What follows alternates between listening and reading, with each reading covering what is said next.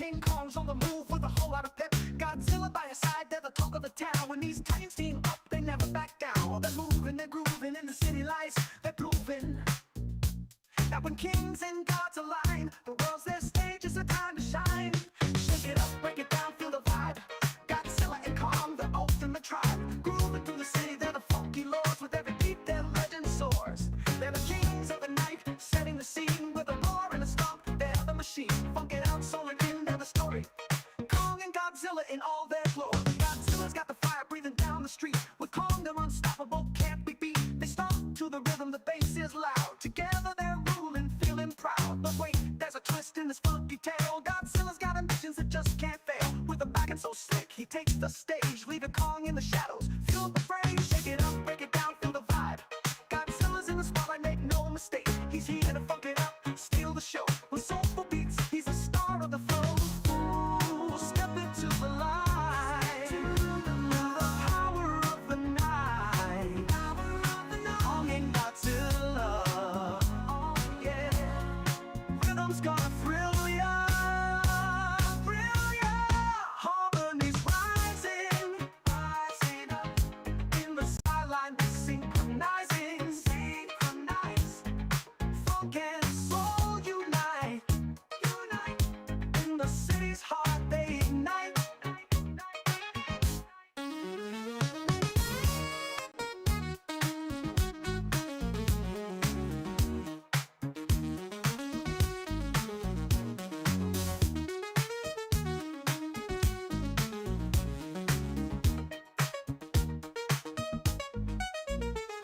Let your body move, let your soul feel free. In this dance break, be who you wanna be. Shake it to the left, groove it to the right. With the kings of funk, dancing to the night. Shake it up, break it down, feel the vibe.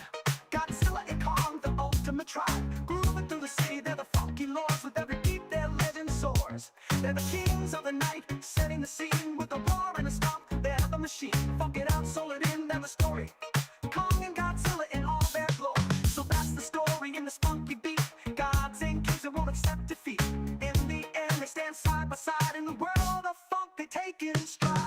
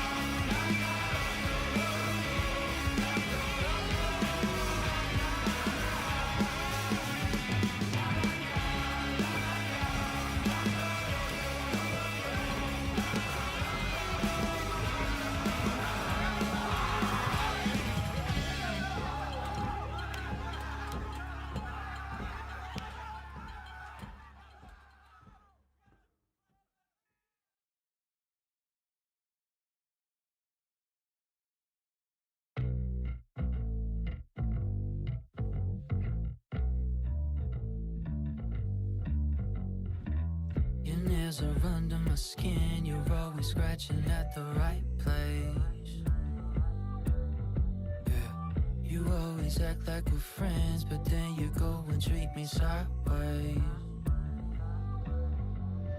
Your touch, it feels like nice, but gives me a rush I can't deny. I don't care how much you leave me dry, 'cause I'll wait until the next full moon. You're like a wolf in the dark of the night, and I'm hunting you. You took my soul in the blink of an eye, but I'll come for you. You're like a wolf in the dark of the night, and I'm hunting you. You took my soul in the blink of an eye, but I'll come for you.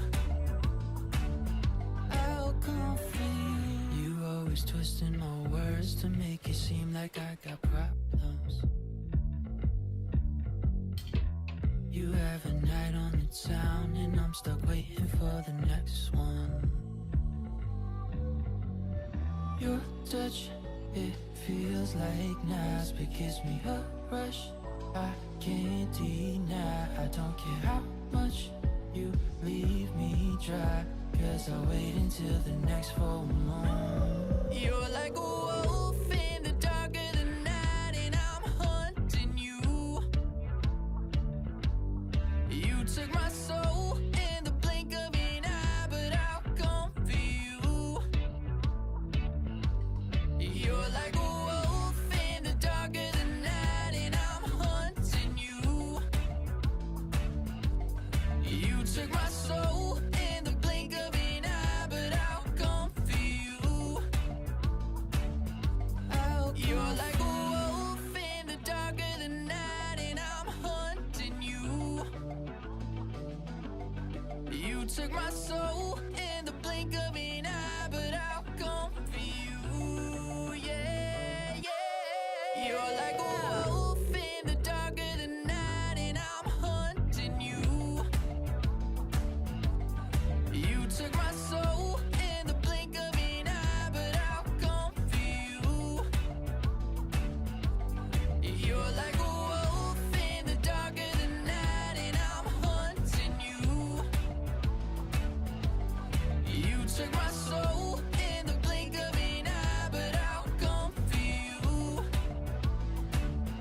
I'll come for you.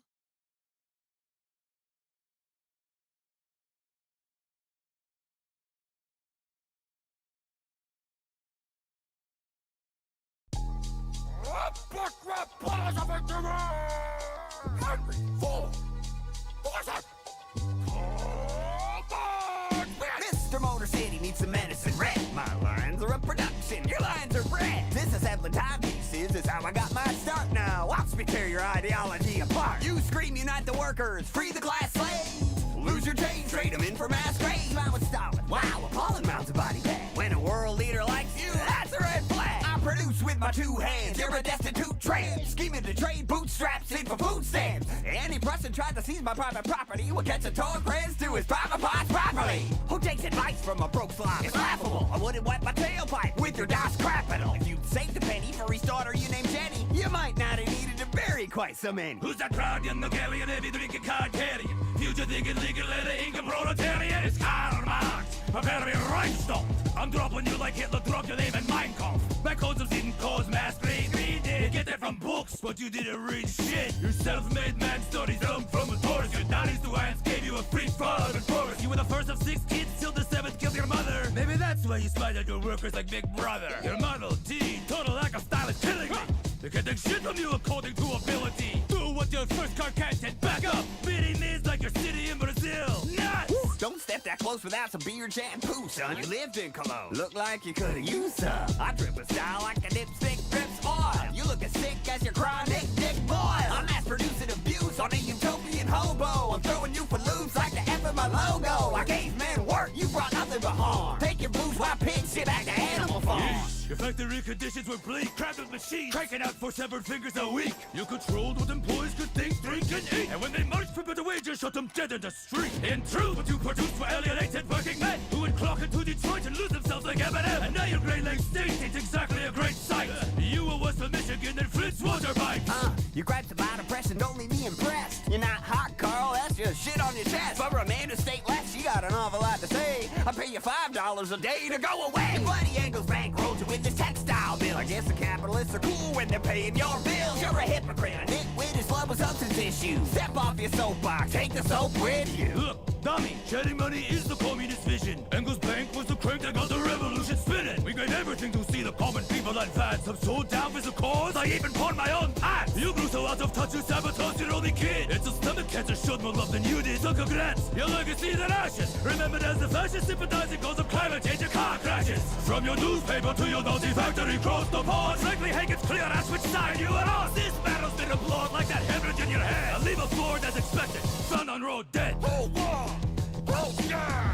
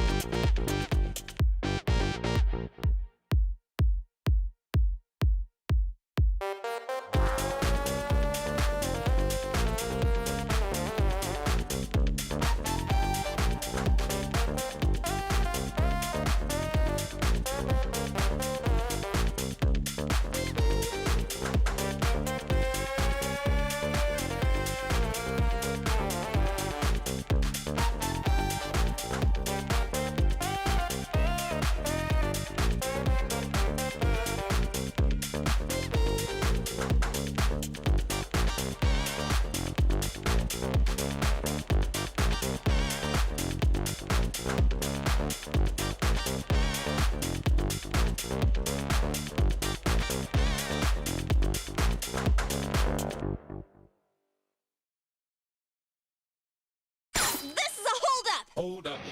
Wait. Woman, see me thinking we soft. We don't play. We gon' rock it till the wheels fall off. Hold up. Wait. Woman, see me acting too bold. Take a seat. Hope you're ready for the next episode. Hey. I'm dog, bite them all, yeah, I'm burning it up. DPG, so you should be turning it up. swagger. And when they bang this in the club, baby, you got to get up. Cause homies, thug homies, yeah, they giving it up. Low life, yo life, boy, we living it up. Taking chances while we dancing in the party for show. Slip my girl a 44 when she crept in the back door. Chickens looking at me strange, but you know I don't care. Step up in this motherfucker, just a swank in my hand. Trick, quit talking, crip walk if you down with the set. Take a bullet with some grip and take the smoke on this jet. Out of town, put it down for the father of rap. And if you happen to get cracked, trick, shut your track. Come back, get back, that's the part of success. If you believe in the S, you'll be relieving your strength. Way for my niggas who be thinking we soft. We don't play. We gon' rock it till the wheels fall off. Hold up. Way for my niggas who be acting too bold. Take a seat. Hope you're ready for the next episode. Smoke weed every day.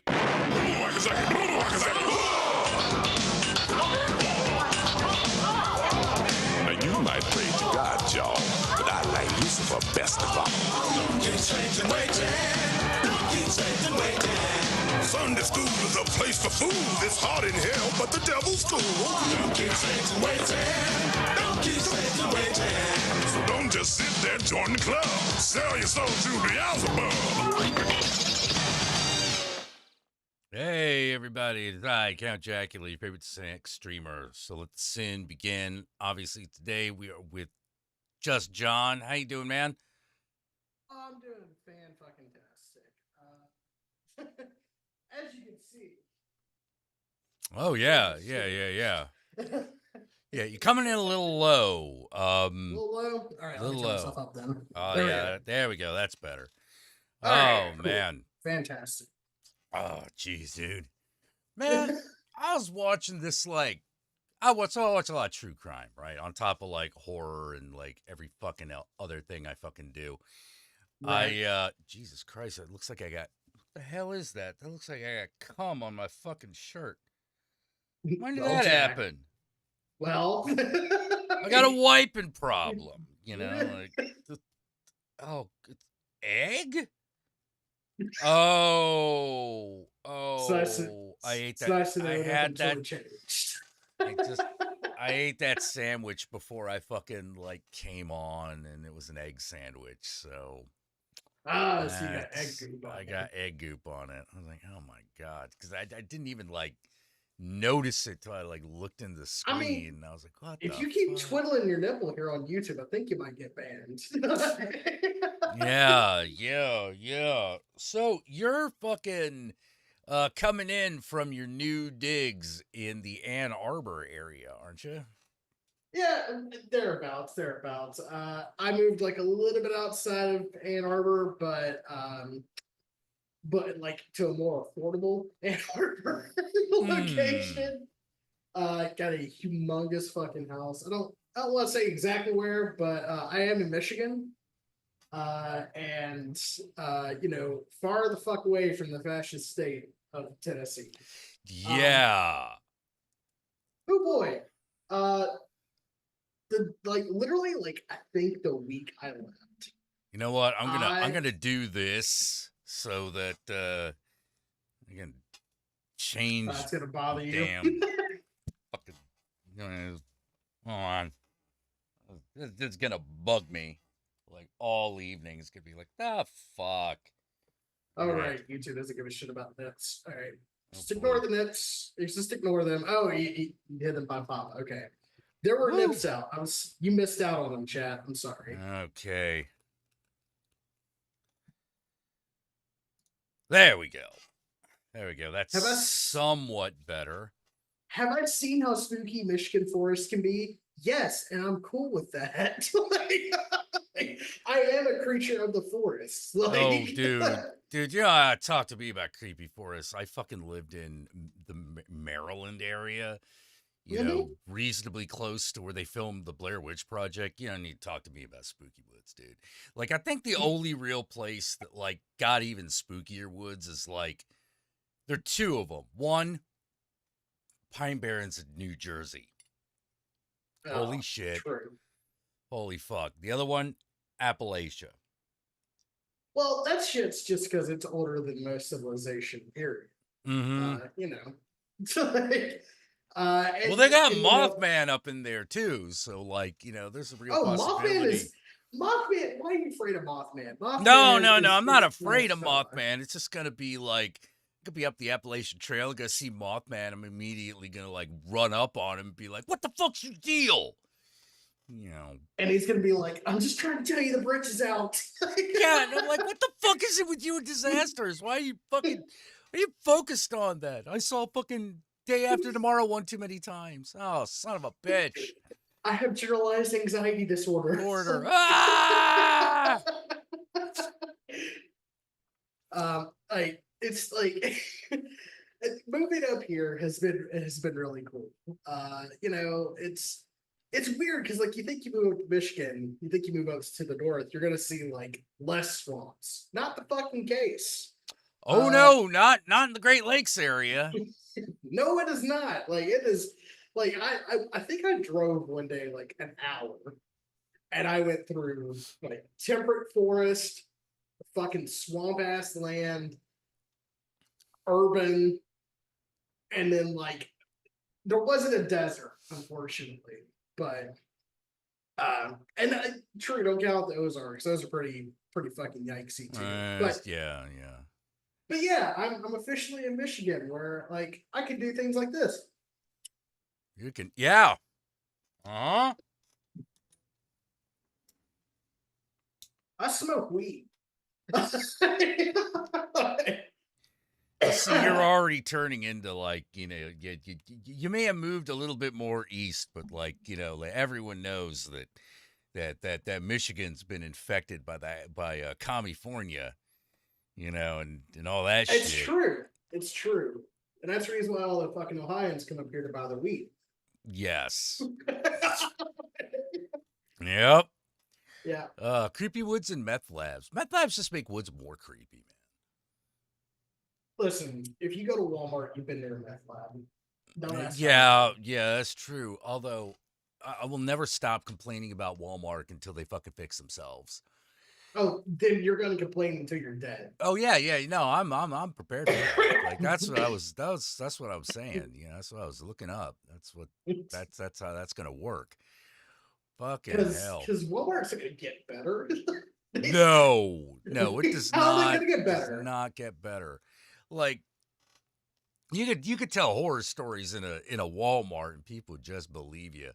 Like everyone talks about that like infinite IKEA. What about the inescapable Walmart? Have you noticed that Walmart doesn't have any windows? Dude. The only windows that exist in Walmart are the entrance and exit. Yeah. And like fucking like we occasionally have to go to Walmart to like buy a prop or something that only Walmart has, which is not a good time, let me tell you. And like half the time it's like, okay, first stage is okay. Get thing. All right. But escaping that fucking tower, that mythical fucking tower as it's collapsing, as is the hero's journey, is dodgy as fuck.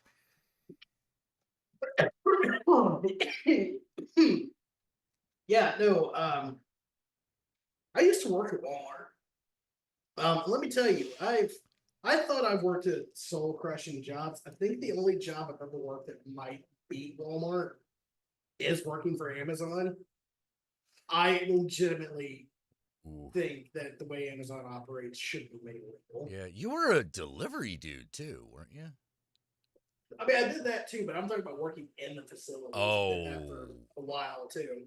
Yeah, I do not. I'm sure whatever like fucking they use to get all the packages where they need to be is top notch. I'm sure they got that handled. But oh my god, those places look miserable. No, they got poor schmucks like me and you delivering that shit. Yeah, well, I mean, like, you know, like they tell, like they know what they've got, is what I mean, and they can get it to you, which is one step above Walmart. Because sometimes you'll be looking at something, it'll be like on that high shelf, and you're like, well, I see it. Could I get that so I could buy that. Only if you're pregnant. Yeah, like you gotta wait. I want some like pregnant, like fucking sales associate have to do that, and I'm sitting there going like, "Are you fucking shitting me?" No, man, it's fucking Walmart. I'm like, Like, what happened that's to what white happened to trash having? culture? Yeah, but I'm like sitting there going like, aren't you supposed to be get like some schmuck kid like I was when I was 17 to do this?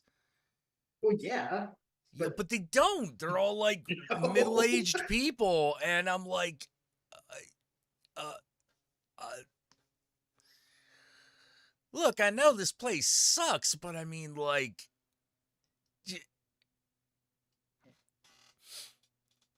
I'm saying if teenagers won't work at your shit, Well, it's maybe your standards are a little too high. well, so like the problem is that the way Walmart operates, it's like it's made for teenagers to work at it. Old people should not be working at that place. I know. 'Cause one, most people aren't considered full-time employees, so they get no benefits, even though they're working full-time hours.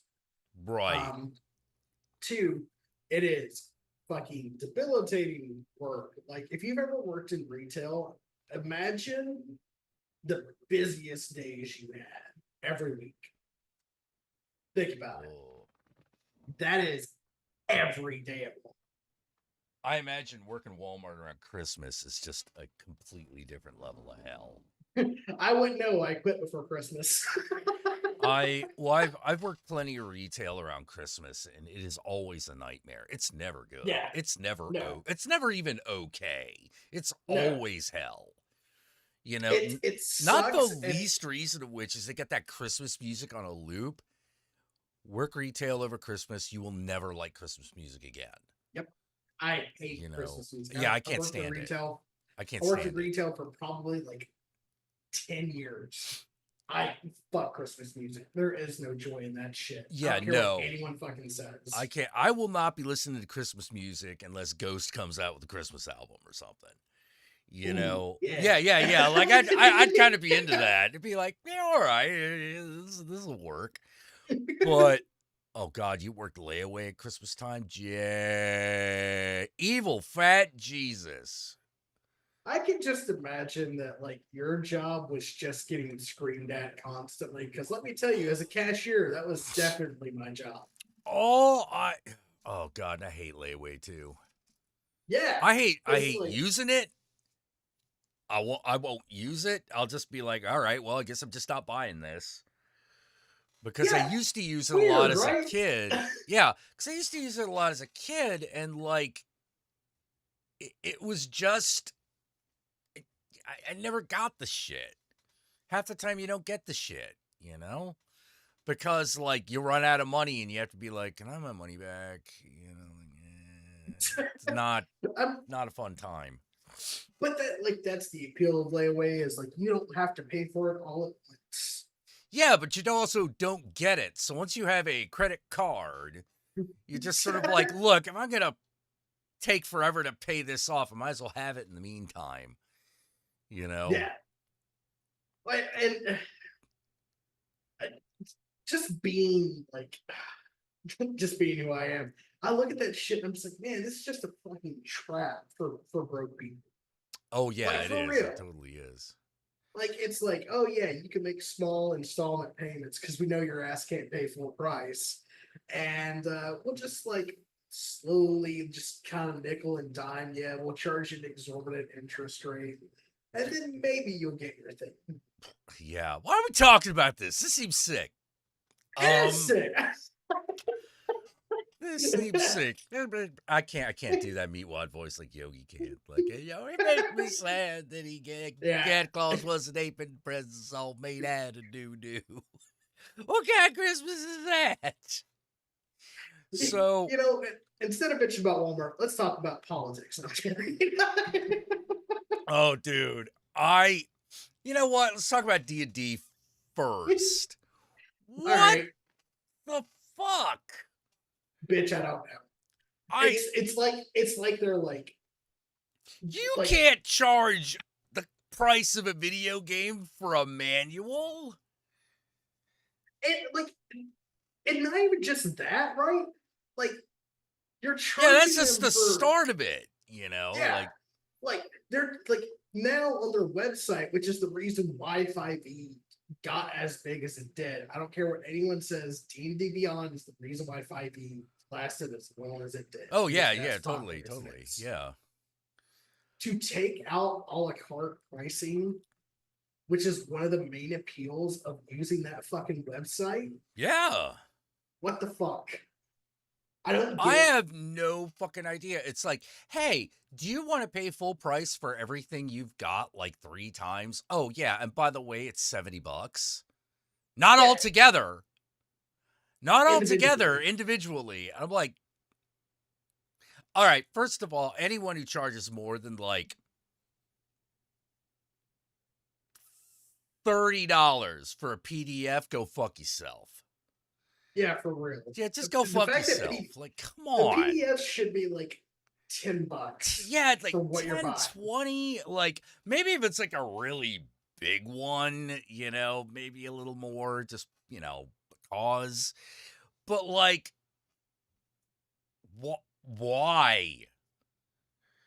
You know, like why do I have to pay like $40 for this PDF when the one from Free League is like 25? Like what's the extra cost?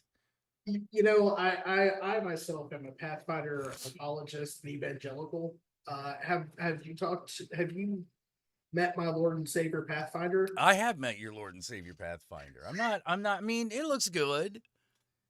It looks good, but like here's the thing. I have a feeling I'm just not going to be playing Dungeons and Dragons for a bit. That's what I didn't in the 90s, so I guess we're just back there. I love the online freak out of like, oh my god, what are we gonna do? And like maybe I've like officially reached Grogdard levels. Oh yeah, welcome. Because I'm like, welcome. Yeah. Because I'm like, play 5th edition. Yeah. Yeah. It's still there. You can do that, you know, like also let's get real. Mm-hmm. Let's get real. Let's get really real. And we're not even talking about like the content of these books, which by all accounts is trash. Oh, really? Yeah, they fucked up Ranger even worse. Yeah, I don't like the sound of that. They like everything's now either a free action or a bonus action. And they're getting rid of legendary resistances for monsters. Why? Look, I mean, I understand. Let me put it this way. I understand that legendary resistances are a GM dodge. Of course. But like you've ran D&D 5th edition. You know what that shit's like. It feels okay. It feels way better to say like, well, it's the rule book says it succeeds. And everyone's like, oh god, legendary resistances, fuck. Yeah. You know, and you're like, and you're like,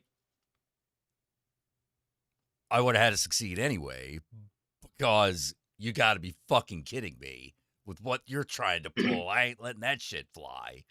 The thing is, it's like it's a resource for GM fuckery. So like as a player, it feels more fair for like the monster you're fighting, the big bad evil monster you're fighting, to have like some type of resistance, because like, although you own the action economy. Like, let's get real fucking nerdy. I will say one thing. Mm-hmm. Running a dragon at full tilt is unfair. Yes. Dragons are so unfair. You know, like, because basically they get to basically attack anybody that attacks them immediately. They always have at least as many actions as the player characters, as written. And if Right. if you fight it in its lair, it gets even more. Oh, just fly. Like, the Oh, greatest dude. strategy as a DM for you to have a dragon fight is for that thing to continue to fly. Yes. Yeah. Because it can fly like 120 feet per round, I think. Yeah. So it flies, it comes in from high altitude, flame breaths a bunch of people, and then keeps moving. Mhm. So that fucker is always guaranteed to be at least 100 feet away.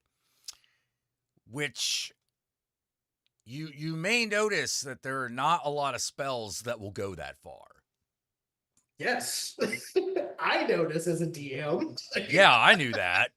To say nothing that a dragon can technically, this was actually always my favorite move. It has the ability to pick up a big object and throw it at you like a giant. Mm-hmm. And you're like, well, why would a dragon do that if he could do flame breath? And it's like, you ever fought a giant? You ever fought a storm giant? That rock just Hard. kills people. Mm-hmm. Or at worst, Motherfuckers, some motherfuckers got fire resistance. Nobody got boulder resistance. and then it like again, 5th edition is very much the save or suck system. So you get hit with this rock, and now you have to see if you get knocked prone. If you get knocked fucking prone, well, your next turn is literally just Getting up. like getting up and maybe casting a spell if you're a spellcaster. Yep. So, what do you do? Oh, easy.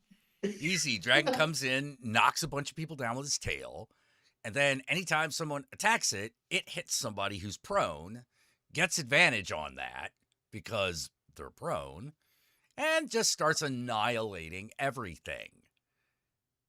And like, if you're fighting an elder red dragon or like an elder dragon of any, Oh, yeah, kind, we're not even talking about, I wasn't even talking about elder dragons. I'm just talking about adult. yeah. So Yeah, when you if get to you're like the fighting great worm, forget it. yeah, It if you're just fighting an elder wins. dragon, you're like, oh, I got this fucking epic level spellcaster. I'm gonna fuck this thing up. No, it is also an epic level spellcaster. You'll fucking throw your fireball and it will counterspell it. Yeah, I tended to not use caster abilities for monsters because it just made the fight take forever. Yeah, Like nothing that's will like when you got, like- slow an encounter down to a crawl like Cloud Kill. Mhm. Whoa. Every round just takes forever and it's pure misery. The players are unhappy because not only are they dying, they don't know where to run to escape it. And it's really hard to fucking escape. It's really hard to escape. Yeah.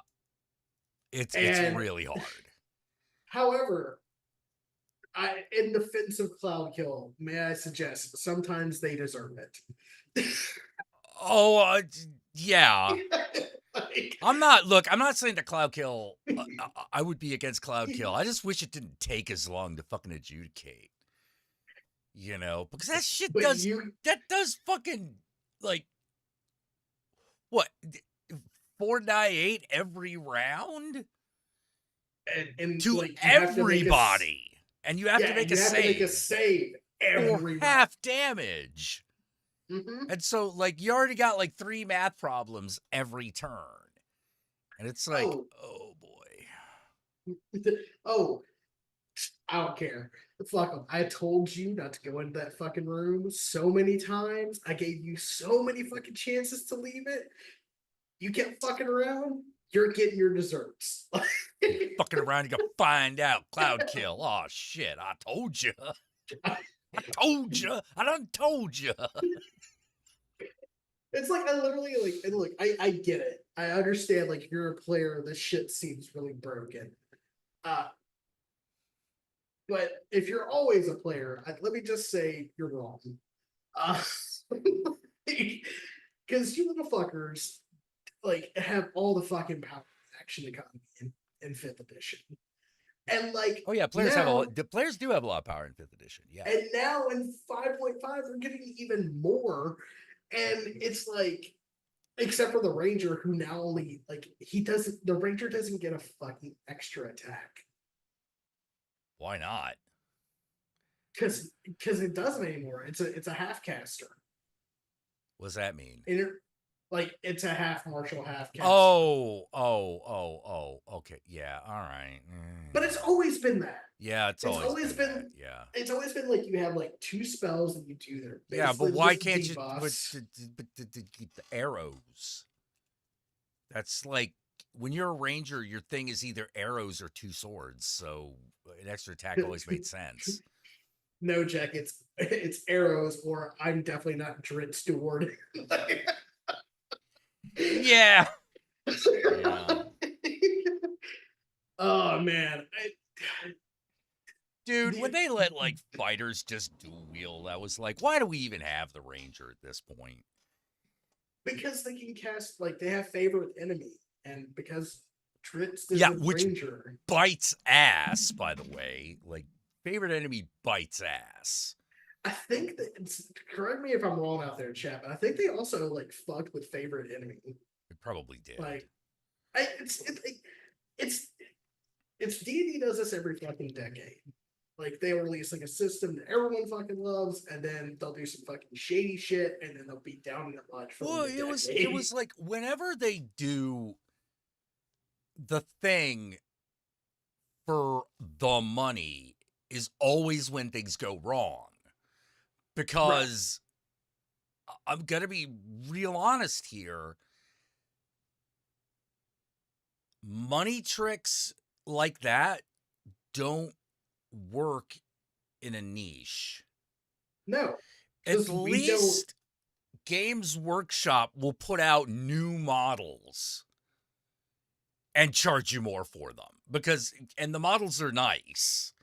Mm-hmm. I don't know if they're like $300 nice, but like somebody does. Mm-hmm. A lot of somebodies do. Yeah, there are way more people that buy Warhammer miniatures than play that game, I'll tell you. For real. Because I've had so many minis and not played very often. Yeah, exactly. Because, like, look, let's get real. Every time you field an army and not all of them are painted, you feel like a chud. Mm-hmm. You know? Just doesn't feel cool. Like it's got like Games Workshop now has a rule that like you can't fill like at an official event you can't field an army if they're unpainted. Dude, it's because of that time limit. Mm-hmm. Like a game is only can't go over 3 hours. Yep. In Warhammer, that's about enough time to fill a coffee cup. Oh, in Warhammer, like I've played a 24-hour game that didn't end. We all just gave up. I saw a 72-hour game. I mean, I didn't watch the whole thing, but it was right outside my hotel room. So I kept asking them, like, who's winning? Like, we're not sure. We're on round 6. I'm like, dude, you've been at this for like 12 hours. Like, yeah, it's finally getting good. And I'm like, okay, man. You keep on trucking. You just do your thing there. Like, if I wanted to like actually do trench warfare, like I think I could go do that outside. Yeah. Like 72 hours? Like, oh god. Yeah, exactly. Like, how to put it? That's the problem with the highest level of play. When everyone's real good and uses all the rules and makes sure everything is working, that kind of takes forever. Mm-hmm. I mean, shit, Magic the Gathering's the same fucking way. Like, dude, is fucking crazy. Dude, yeah, like Yeah, sorry, just thinking about that broke my fucking brain. Yeah. Like, there's definitely a point where you're like, all right, guys, look, fucking wrap it up. Just roll dice 6 to see who wins, okay? No, bitch, we're playing Commander. We're playing for 8 hours, and by the end, we're not going to be friends. Okay, this is the This is the ritual. Magic the Gathering way. This is the Yeah. way. You know, well, that was If you why I haven't- could only get so into it, because like I can play I can play a few rounds of Magic, but I can't play for like I can't play one game for 4 hours. Yeah, but like, see, here's the appeal of it though, because I like Commander. It's like you have your one thing go off, and it's just like you just want to show off your fucking galaxy brain. Yeah, You're yeah. like- Well, I mean, that is the appeal, which is why I was so pissed that when they made those special cards like a couple years back that had like Godzilla on them and shit. that they were- Yeah, fuck, they called them Other Worlds or some shit like yeah, that. yeah, something like that. And Secret Lair. yeah, Sorry. so they did that, but all those cards were illegal to use. Well, okay, so they kind of turned around on that because they just started making legal Magic cards that fit into the narrative. So like the Doctor Who set that came out, like those cards are legal. The Fallout one that came out, those cards are still legal. Yeah, Universes Beyond, like it's What the fuck? Like, that took long enough. Why? But they fucked up. Like Fallout 76, they fucked up the launch so bad. Why would you do that? Why would you make people play so much for cards they're not supposed to use? That makes no sense. But that's the thing though. Like now they're like they make decks that make the cards legal for play. And then they also like see when it was just Secret Lair and it was like we're gonna do G.I. Joe cards, but like right. there was nothing special about them. I agree, it was a waste of fucking money. Universes Beyond, I feel like they kind of learned their lesson. That being said, remember, these are the same fucking people that sent the fucking Pinkertons after somebody got a fucking card preview. So, Yeah. they're bastards. Don't ever forget it. I think more than anything else is emblematic of why of all the problems that happen. You know, because I don't even know, dude. Like, there is this thing that happens when you become a company that's bought by a company that is bought by another company. It's capitalism, and I hate to say it like that, but it's the fucking truth. Well, no, It's capitalism. it is because here's what happens, which is all the money starts going to the investor class, and the investors have no idea how the business is run, Nope. make all the decisions, and take none of the losses. So, if you Yes, have a like, job, sorry, yeah, the no, Pinkertons. the Pinkertons, yeah, he's not kidding. That actually happened. Sorry, I had to confirm Yeah, that. I didn't because- even know they were still in operation. You know, I thought they were made illegal. I was like, really? You're gonna go like oil baron evil? Is that the way we're fucking going? Yeah. We're gonna send the guys who almost caused private security to be federally illegal. Yeah. Because they were so fucking corrupt. But then again, maybe they're just like, well, what makes them any worse than the cops? And everyone just kind of threw their hands up and was like, well, it got me there. At least most of the time we can hold the cops liable, if we elect them and shit like that. Well, like, We yeah, can't- well, we're allowed to A like, private corporation is like yeah, they there's don't have to follow nothing the you same can rules of do. engagement. Yeah.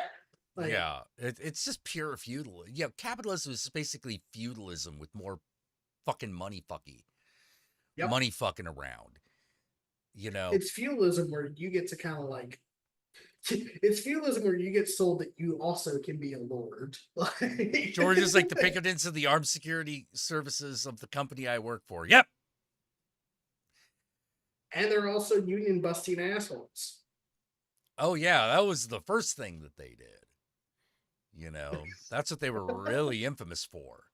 You Some know, would say that was their entire reason for existing at one point. Then it became a secret police. hey, John Ford's money is green, just like everybody else's, and it's anti-communist. Why not? Well, like the other, well, I mean, okay, no, that's a completely separate thing, which is like, oh yeah, by the way, the reason you hate communism is because capitalists didn't want unions. Yep.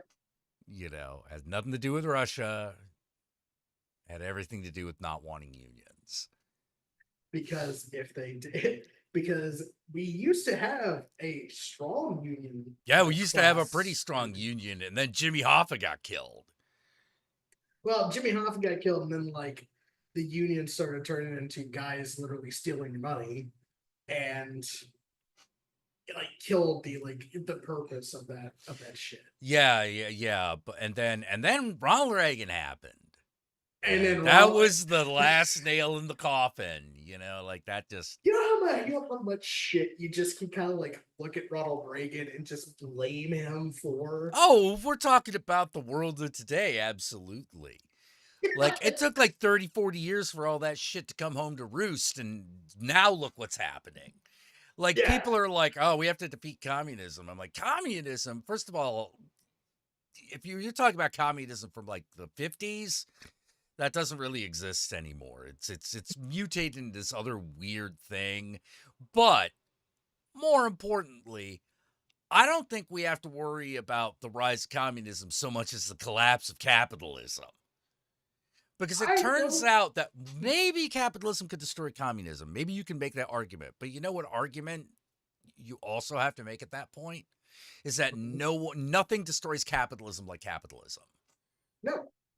It is a self-defeating system that has cataclysmic consequences. Yeah, because because the way everything is supposed to work now is you get in cheap, you sell high, but in order to do that, you have to have infinite growth. This is why they need infinite growth. And the problem is there's no such thing. Yeah. That not even conceptually, you know, like there is no way to do that. Eventually, you just own the whole market and there's nowhere to go but down. Or just it's like infinite growth is like one of those things when like some idiots I know, like back in the 90s, there was this whole thing about the technological singularity, and I'm like, that's not going to happen.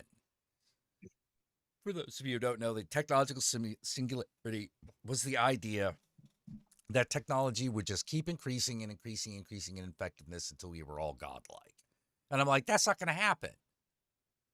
And they're like, why? And I'm like, because the more powerful one asshole is, the more he's going to fuck it up for everybody else. Simple as that.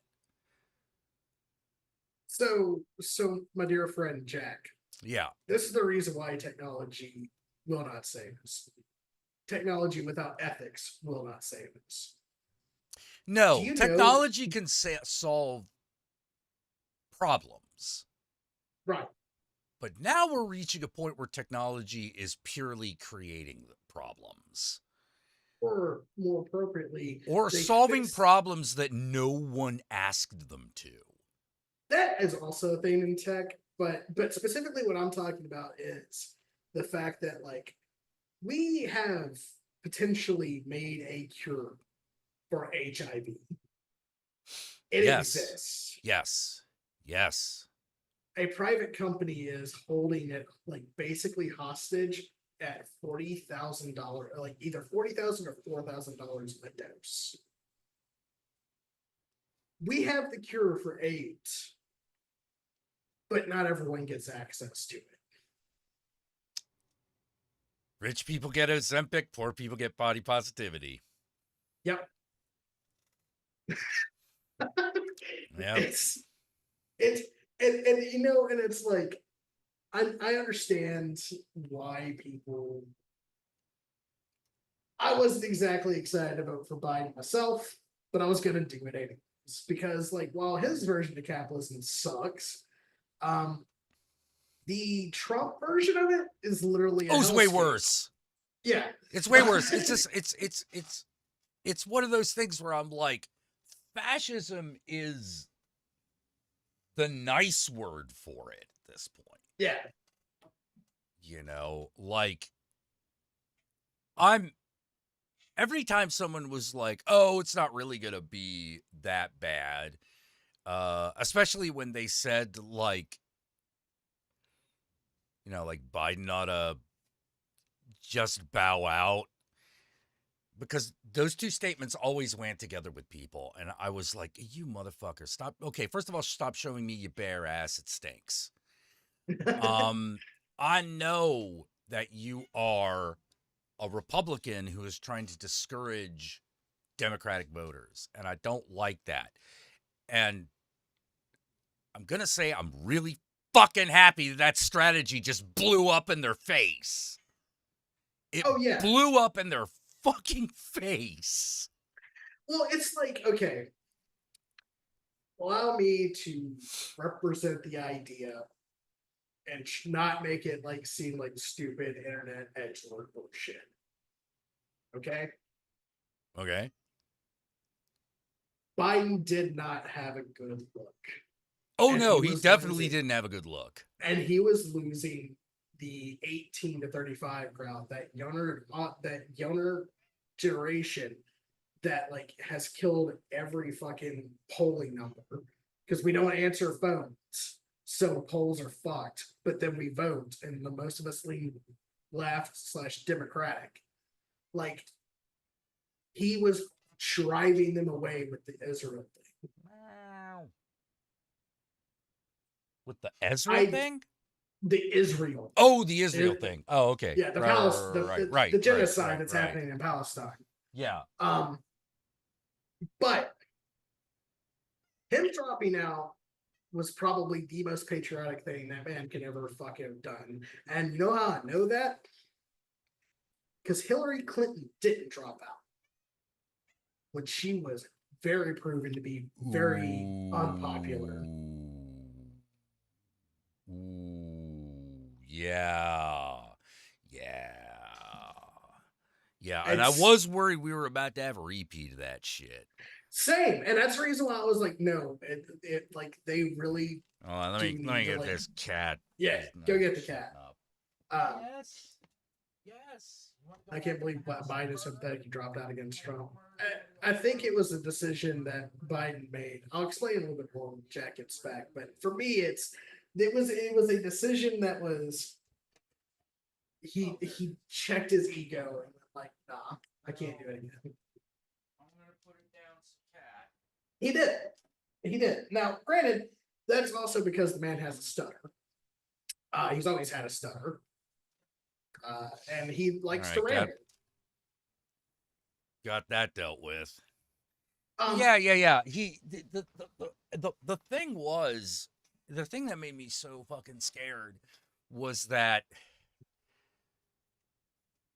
man, Boyd declined fast. Yeah, You know, and that like, was the thing. I'm actually Like, convinced the reason he fucking dropped out is because he went into the doctor for the COVID thing and he got some bad news. I think so too. You know, I also think like once he got COVID, like there was a meeting where people were like, "Look, you are not going to look good for the next 4 months. yeah. We can't fuck around." And the fact that like everyone was afraid that not everybody was going to get behind Kamala Harris. I am a fucking like anarcho-socialist. I hate cops. I hate the DA. But this woman, when she was the DA, Yes, she did some bastardy things because that's the system. But she worked really hard to fucking try to reform those systems during her time as DA. I And was she was somewhat successful. I was really afraid that apathy and racism was going to stay. I hate to say this because it's gonna come off like I hope it doesn't come off like I'm trying to use like identity politics. But like this has the feeling of like 2008, where it was like now people have something they can vote for, not vote against, because voting against Trump, while successful, yeah. yeah, You can only like, pull off but- that trick so much. well, the trick only works when like the other option is way better. Yeah. Let me put it this way: the army was starving. Yeah, You know, like we needed a champion. yeah, And there's a difference between an effective politician and a champion. You could be they're two separate things. right, You know, you could be an effective politician and a champion. Obama is a great example of that. yeah, Bernie Sanders also. He's also both. Hillary is not a champion anything. No. She cannot inspire, like, there will never be and the crowd goes wild moment for Hillary Clinton. Like, that's not going to happen. And I was worried that Kamala Harris wasn't going to be able to pull that one off, or people weren't going to respond to it. And then within 12 hours of Biden stepping down, I told you, it man. happened. And then it kept happening. And I'm sitting there told going, you. oh, this was planned. They had a plan. Jack, you want to know how I know how planned this shit was? I thought that Nancy Pelosi was quoted in news. She had a direct quote giving her opinion on something, saying that Biden should step down. I may fucking not be a big fan of Nancy Pelosi, but she is the Democratic version of Mitch McConnell. She don't make a absolutely. move. Absolutely. She don't make a move unless it's a winning. Yeah, that's what I was worried that it was just an internal Democratic power grab. Right. You know, like, I didn't think it was a plan. Because you're used to Democrats being fucking right around with their heads on fire. Yes.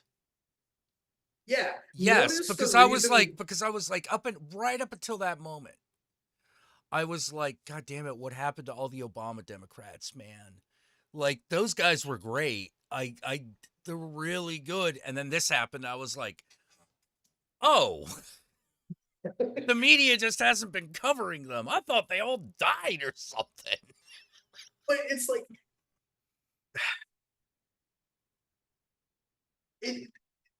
the reason why I think it works so well is because Kamala Harris doesn't tiptoe around the fucking Republican bullshit. She fucking attacks it head on. Yeah, but if you weren't somewhere where you were going to see that, and there weren't a lot of places you were going to see that, you weren't going to know. Yeah. You know, you absolutely weren't going to know. It's like how I felt about Joe Biden, where I was like, no, he'll make a really good president. He won't be like the greatest president, but he'll be a very good one.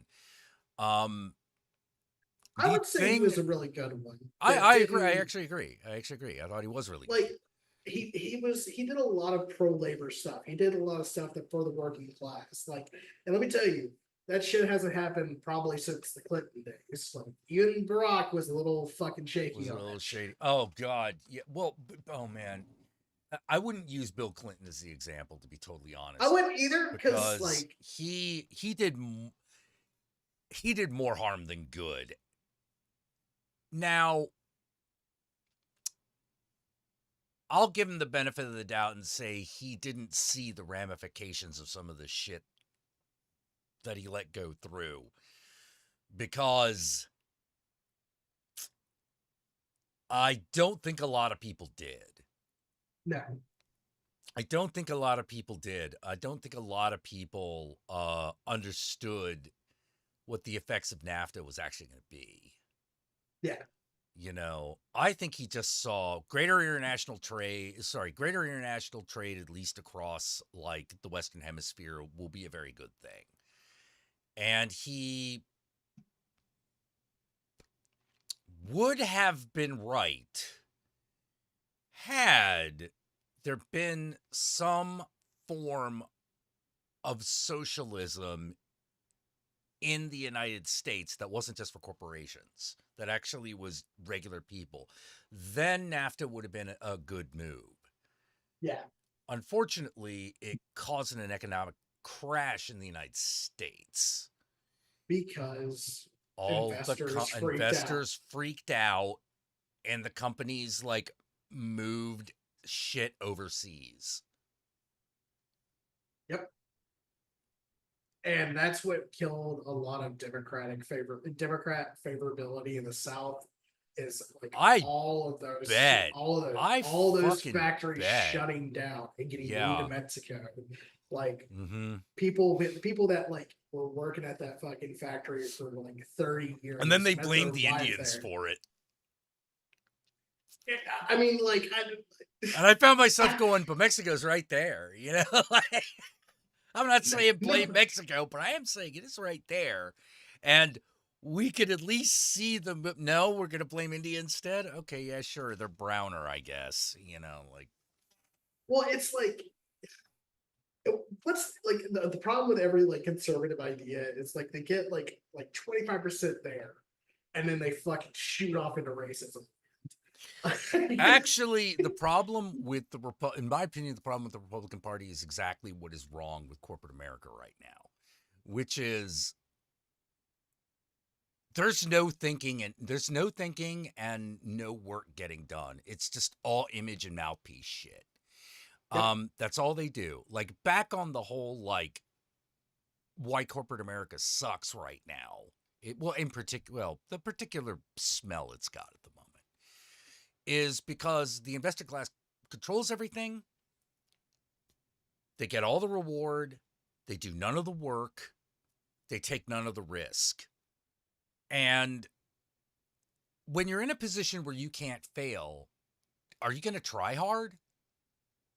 No. No, of course not. Of course you aren't. So basically what happens is these assholes basically, they try to live like feudal lords. Mm-hmm. And they think they're entitled to it. They call that a hard day's work. It's like you were in for 3 days in the last 3 weeks, you know? Yeah. Like, how could that be working hard? But the thing is, like,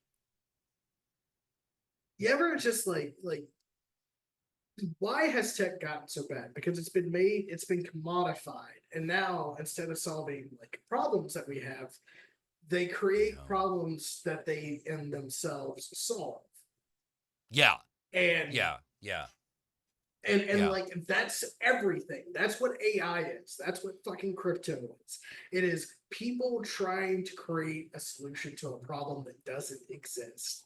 And then they just get obsessed with the solution and not really like what they're trying to fix. Yeah, and then they come up with the dumbest justifications for it. Oh, you'll be able to attend meetings in virtual reality.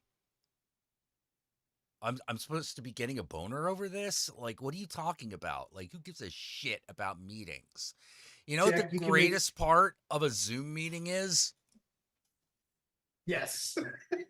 Being able to do that, you know? Like, come on. And the fact that it, whenever they start talking about AI and like they try to be like, oh yeah, I use whatever the fucking stupid AI art thing is, and then they're like, oh yeah, it's a it totally like it makes me an artist. I just put these terms in and then it creates this like thing. And now it's gotten so bad, the AIs are starting to cannibalize each other. So now they're copying off a bad copy off a bad copy, and it's starting to kill itself because idiots thought they were artists. Life finds a way. Stupid just dies. Like, it's like you're an artist. I occasionally like to write things, and I think I'm pretty good at it. Have you ever tried to just check out what Chat GPT does? No. I did because I hate myself. I have no use for it, you know. Well, I did because I hate myself, and then I just started like putting in prompts. Every time someone said, "Hey, you should use AI for that project you're doing," and I'm like, "Do you remember Cyberpunk Green?" And they're like, "No," and I'm like, "Exactly, no, I'm not doing that." You don't want to use a bunch of Barbies, you know? That Mike, man, what the fuck? I don't know what the fuck happened. Well, I know exactly what the fuck happened there, which is they didn't raise their artist rates for like 20 years. They're still paying 80s price, giving out 80s money. And to be honest, a lot of people stop working for them because they're like, dude, I got $10 for this. This took me like 20 hours. Yeah. No. I'll make more just drawing and selling at Artist Alley. But Why would I do this? But didn't Mike also have like a fucking like G.I. Joe collection that he was really proud of that he would use? Or was that just like I actually have no idea. I think really the reason the illustrations were like that is that's all they had. Yeah.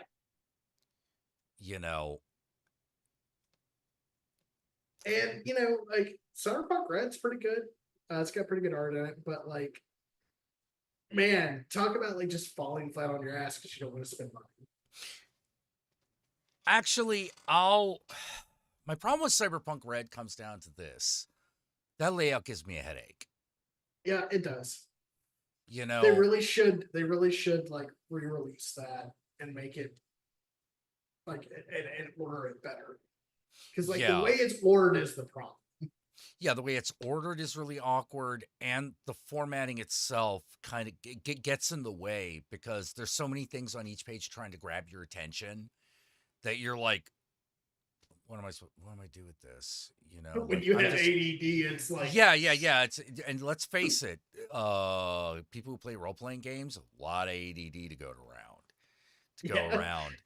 You know, it's a queer and neurodivergent like pastime. Okay. Oh yeah, completely. You know. Yeah, Cyberpunk 3 also sucked as a setting. Yeah, there was no reason to fight through the bad presentation. You know. Yeah. What about Shadowrun? Great, one of the best settings of all time with one of the worst game systems. Yeah, no, it's a great setting. It's a fucking shame you can't play it. Yeah, it's an amazing setting. It's like Deadlands. I love the Deadlands setting. It's so fucking cool. That system. Oh, it hurts to play. I'll say it. Powered by the Apocalypse is overrated. I like it, but it's like made for one very specific type of game. And if you're not playing that type of game, it's not. Yeah, so when they made Deadlands for Powered by the Apocalypse, I was like, nope. That is not a world that is intended for that game system. Savage Worlds, though, if you've ever seen Savage Worlds Deadlands, that shit rocks. Love Savage Worlds system. It's pretty fun. Oh, that's good. Yeah, but I agree with you. Deadlands has no business being in that narratively heavy of a setting. Exactly. Because like there's okay. So the biggest problem with Powered by the Apocalypse is this. Everything everything's workable. Sometimes it gets really awkward though. But the biggest problem it has is that it refuses to reward the game master. Yes. It gives the game master nothing to do. Mm-hmm. It is a game that I look at and I'm like, well, this looks interesting, but I don't want to run it. I am the eternal game master. If I don't want to run your game, you have a problem. It ain't getting run. Yeah. There are at least, you've lost so much of your audience because it's the game master, the eternal game masters that buy all the books. Yeah. So you just fucked yourself. Yeah. Which, by the way, bullshit. You should really, if you have a home game, and you're a player, you should really like occasionally throw money at your fucking DM because they're probably in the hole about $60 at any given time. Oh, just to at run your game. least. Like that's Yeah. lowballing it like hell. Yeah. But yeah, like you can't not give the game master something. It's not satisfying. No. And that's going to transfer to the players big time. Mhm. You know, so it was one of those experiments where it was like, well, we can't have the game master having so much power anymore. And I was like, what? That is the dumbest idea I have ever heard. But like the thing is like I've seen it ran very well, and I've been in a game where it's been run very well, and it is like a different experience. Oh, I agree.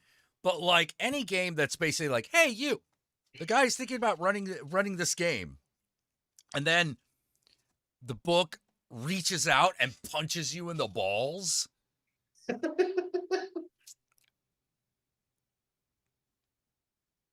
Like for me, it's like it's great if you have a group that is just like ready to do a narrative. If you can cooperatively tell a story and that's what you want, it is fucking fantastic at that.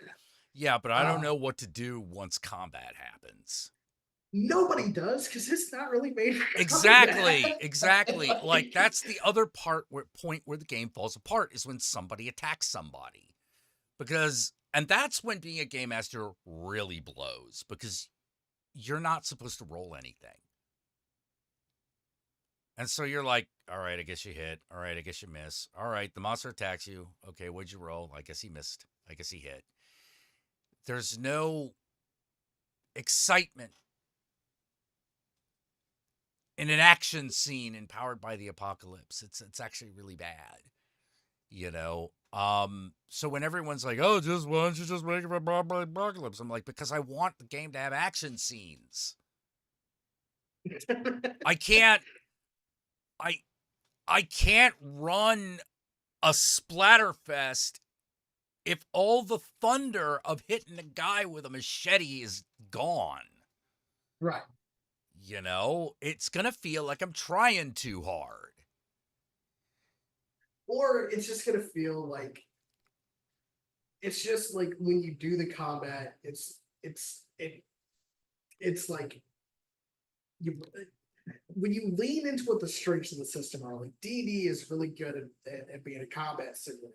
Yeah. It's a really good, like adventure game system. Yeah. But like it also like it doesn't it has a social thing, but it's not very rules heavy. Powered by the Apocalypse kind of rules heavy everything. And like they're not very homebrew friendly. No, it really isn't. You know. And I feel like that's the real fucking issue I think a lot of RPGs run into. Yes. There's this trend that I've been seeing. And I don't know how I feel about it, but like people do it making role-playing games that have like an extra element to it, like maybe like like a deck of cards that you share or that you can use for a level up system, um, or like special die or some shit like that.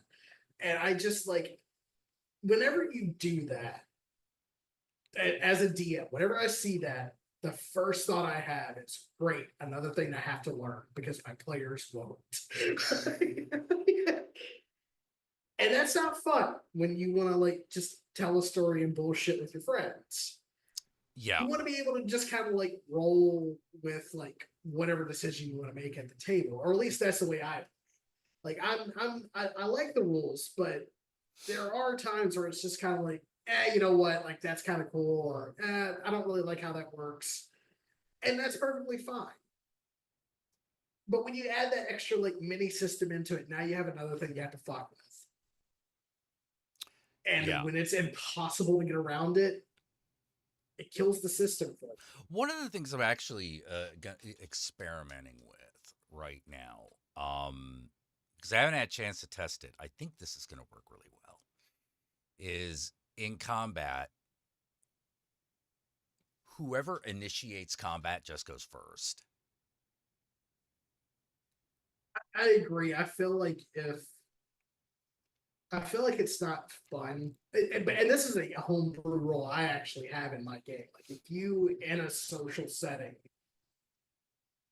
start combat first, like you're the first person to attack, like the party gets a surprise round. Yeah, I don't know if I'm not going to take it that far because that's going to fuck with the ambush rules. But True. it is one of those, if you're in a situation where there is a clear person who, like, combat starts because somebody does something. Yeah. That person, I'm trying to figure out how to word it so that, like, you're like, that guy just goes first. Yeah. Because combat is a reaction to what they did. Mm-hmm. You know, and what they did was a combat action.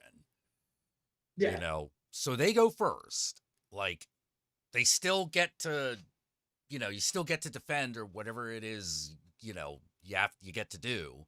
You still get to use your like defensive actions and shit, but you don't get to. But everyone else rolls, and that guy just starts the round. Right. You know. I like that. I think I might steal that. for my home game, see how it feels. Yeah. It's a rule that's really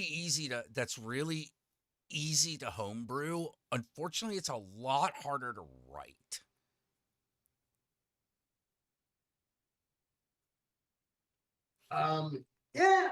Because like what you're basically doing is you gotta think of it like a QA tester or like a coder. Yeah, exactly. Yeah. If I make this a thing, like if you attack first in a social setting, you get to go first. What is going to stop that guy from doing it every time? Yeah, exactly. You know, like what actually keeps them from being able to do that, whatever the fuck they want, you know? And right now, the answer is because combat can kill you. You know, that's like, not a good enough answer. No, not generally, because you're also in Babylon, you're also kind of a walking death machine. Right. You know, like. The thing is like, if players can do it, then so can monsters and bad guys. Actually,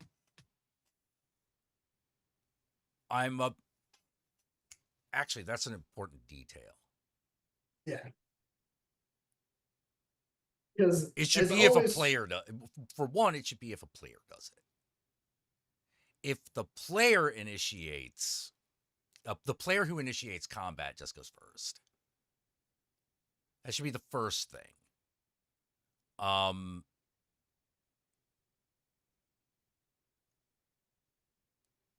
Yeah.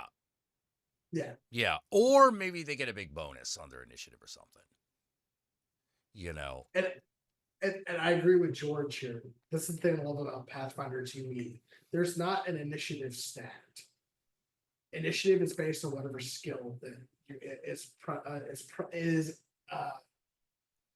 is necessary at the time. Like, let's say you're fucking out in the woods. All right, roll survival, and then that's initiative. You roll your survival based off. Roll your initiative based off of a survival skill check. So it's not like the same person goes first every fucking time. Oh, It's kind okay. of cool. That's kind of neat. I'll look that up. They probably have a good way of like wording that I can like crib from. Yeah. You know. Um,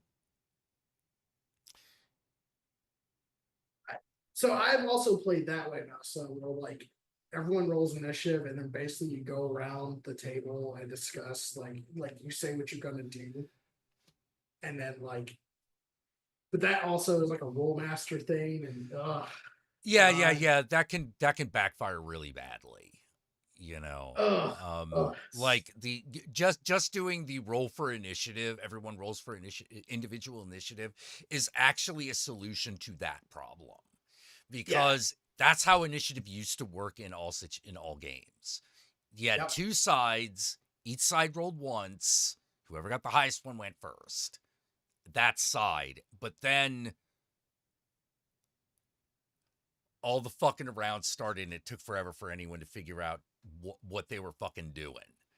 As opposed to just going, all right, it's your turn. What do you do? Yeah. You know, like, because then what starts is the other argument between players about like what we're gonna do. Yeah. Yeah, but like that would take an hour. Yeah, because like, but when you have like the individual initiative, like immediately you're Johnny on the spot. Yeah. You know, you have to come up with an answer now, or you're losing your turn. You know. Okay, so I like the rule of like you need to tell me what you're gonna do or you're gonna lose your turn, but I also like I feel like that's also like it can be like what's an appropriate time to wait to do that in your opinion? More than a couple of minutes. Okay. You know, I find that if it takes more than like a couple of minutes, then it's going to take more than 10. Right. You know, so I'm like, so basically after a little bit of time, I'm always like, okay, you know what you're going to do? Otherwise you're going to lose your turn.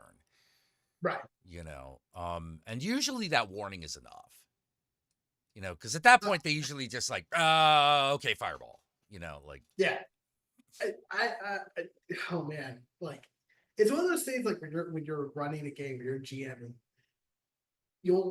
I don't believe in spells taking more than an action to cast.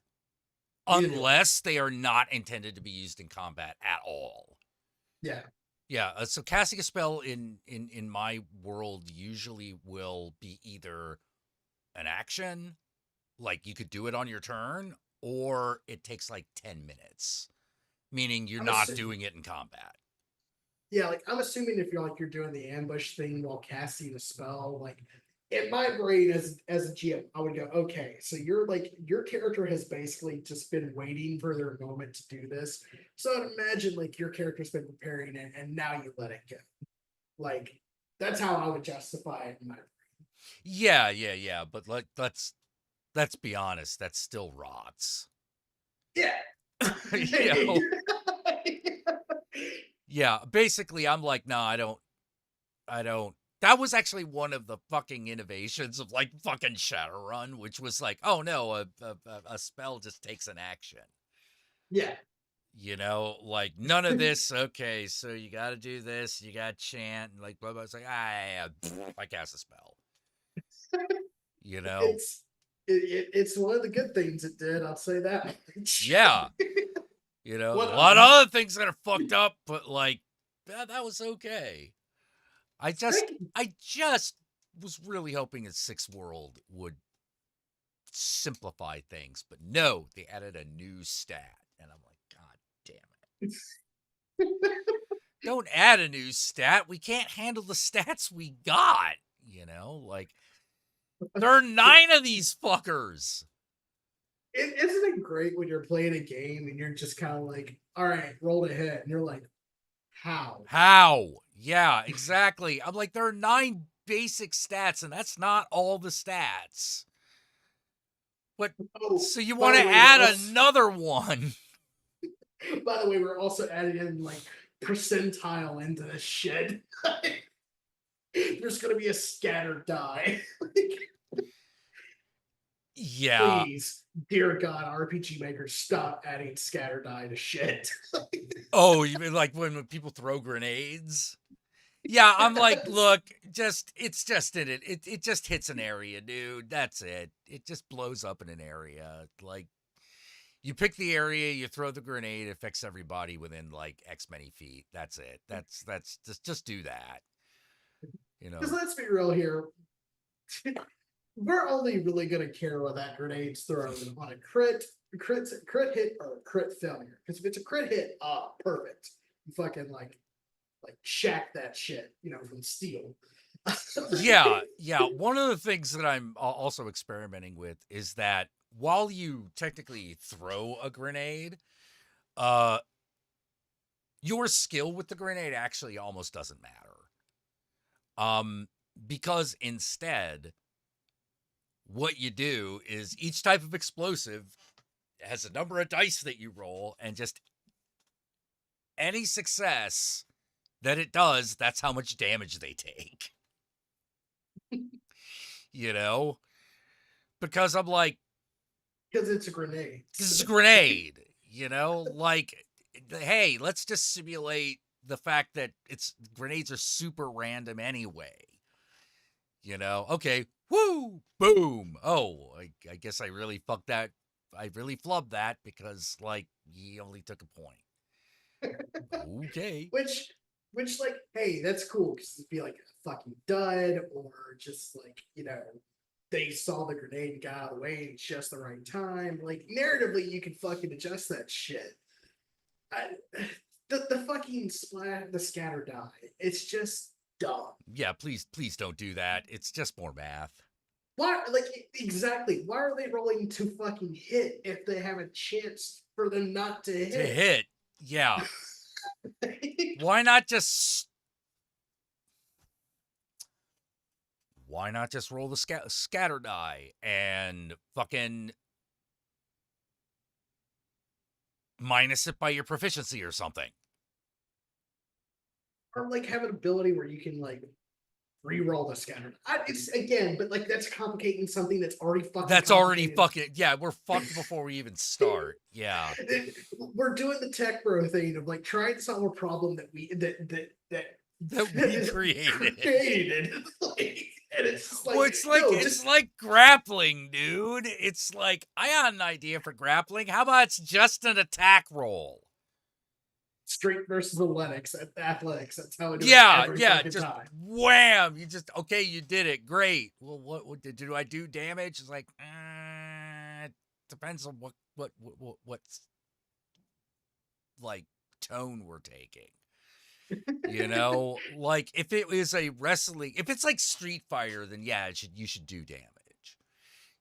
If it's not, then you just lock a person up with a fucking like sleeper hold. Yeah. If not, it should be you grab somebody and then on your next turn you do something else.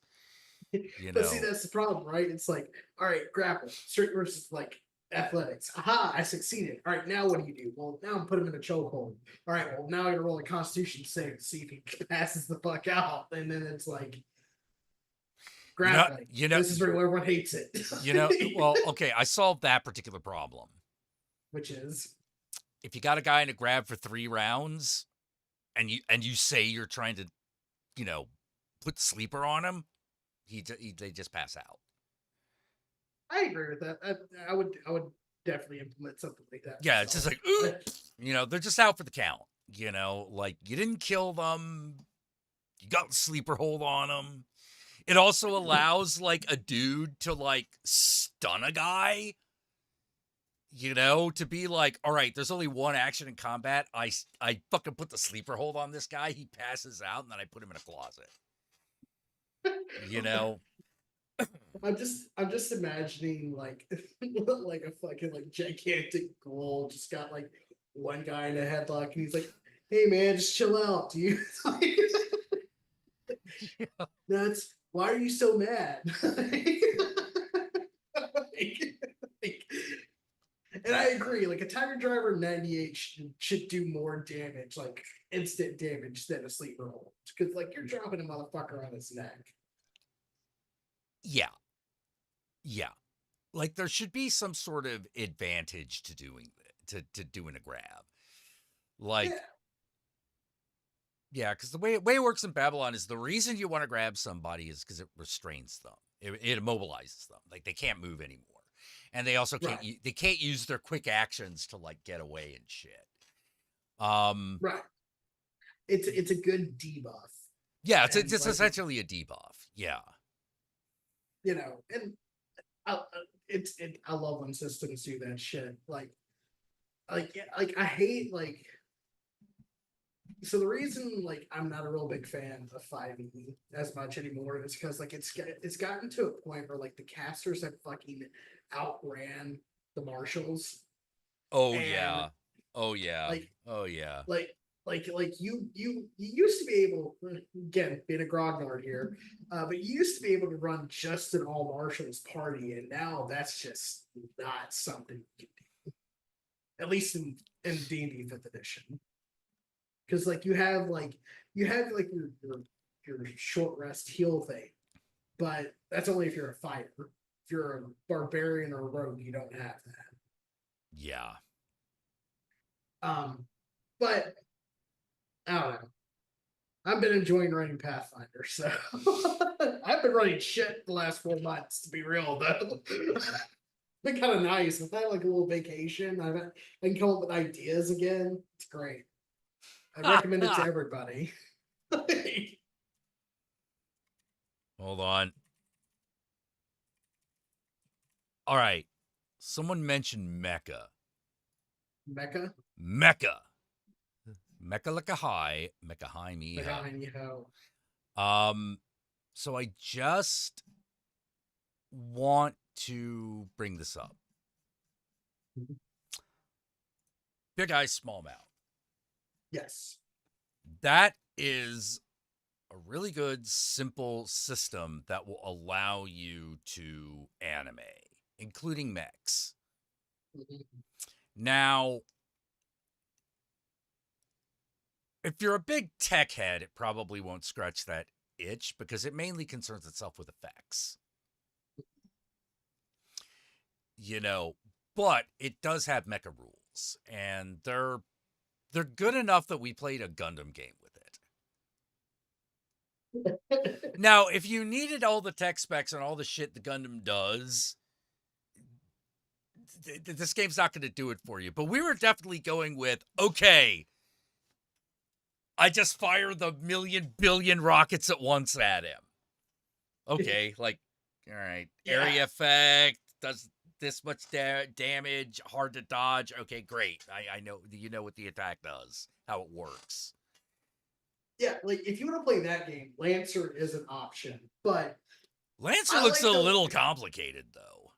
yeah, but like if you're wanting to have all the stats of your fucking battle mech like completely customized and how much like energy they use per turn, Lancer's there for you. If you want to like play stupid anime Gundam, which I personally would be more of a fan of, Big Eyes Small Mouth is fucking perfect. Oh, dude, I saw that. I don't know how it runs, but I took a look at that Cowboy Bebop role-playing game. You know, have you seen it? I've seen it. I can't remember. Have you They're read doing their any own of it? system. No. Okay. All right. So, Okay. you Hit do me with not it, have 'cause- normal stats. Your stats instead are rock and roll, jazz, tango, dance, and groove. No, blues. I'm sorry, it's blues. Groove is your Because- resource. I love it. Yeah. It's- Rock and gets roll is what- your ability to like attack things. Yeah. Tango is your ability to do things with other characters. Dance is your agility, essentially. And blues is your empathy. And there is literally an ability you can have, which is the sad interlude, the sad flashback. Oh my god, yes. And I was like, See, I don't know how this would run, but I'm liking where this is going. you're like, I don't know how this is gonna run, but I know I'm gonna run it. I know I'm interested. Yeah. Well, oh, here's the other thing. Hey, guess what? You start out with a fucking spaceship. What? Yeah. But- You're just like, no, your crew just has a spaceship. And an individual like fucking, I forget what they're called, but the little single pilot ones. The skirmishers. Yeah. The little interceptors, you know, like, and each character also has an interceptor, you know, unless you're playing like the Data Dog or something like that, you know, which is something you can do if you really want. You have to fudge things a little bit, but like, Come on. look, the Alien role-playing game has an adventure where if a character dies, they can play the ship's cat. That's cool. It is. Like, The only problem, the cat is named Adrian. so For obviously- that matter, the Alien role-playing game is actually amazing at simulating alien stories. Yeah, no, for real. Like I've seen people play it. I've seen like people review it. It really like it does that like so.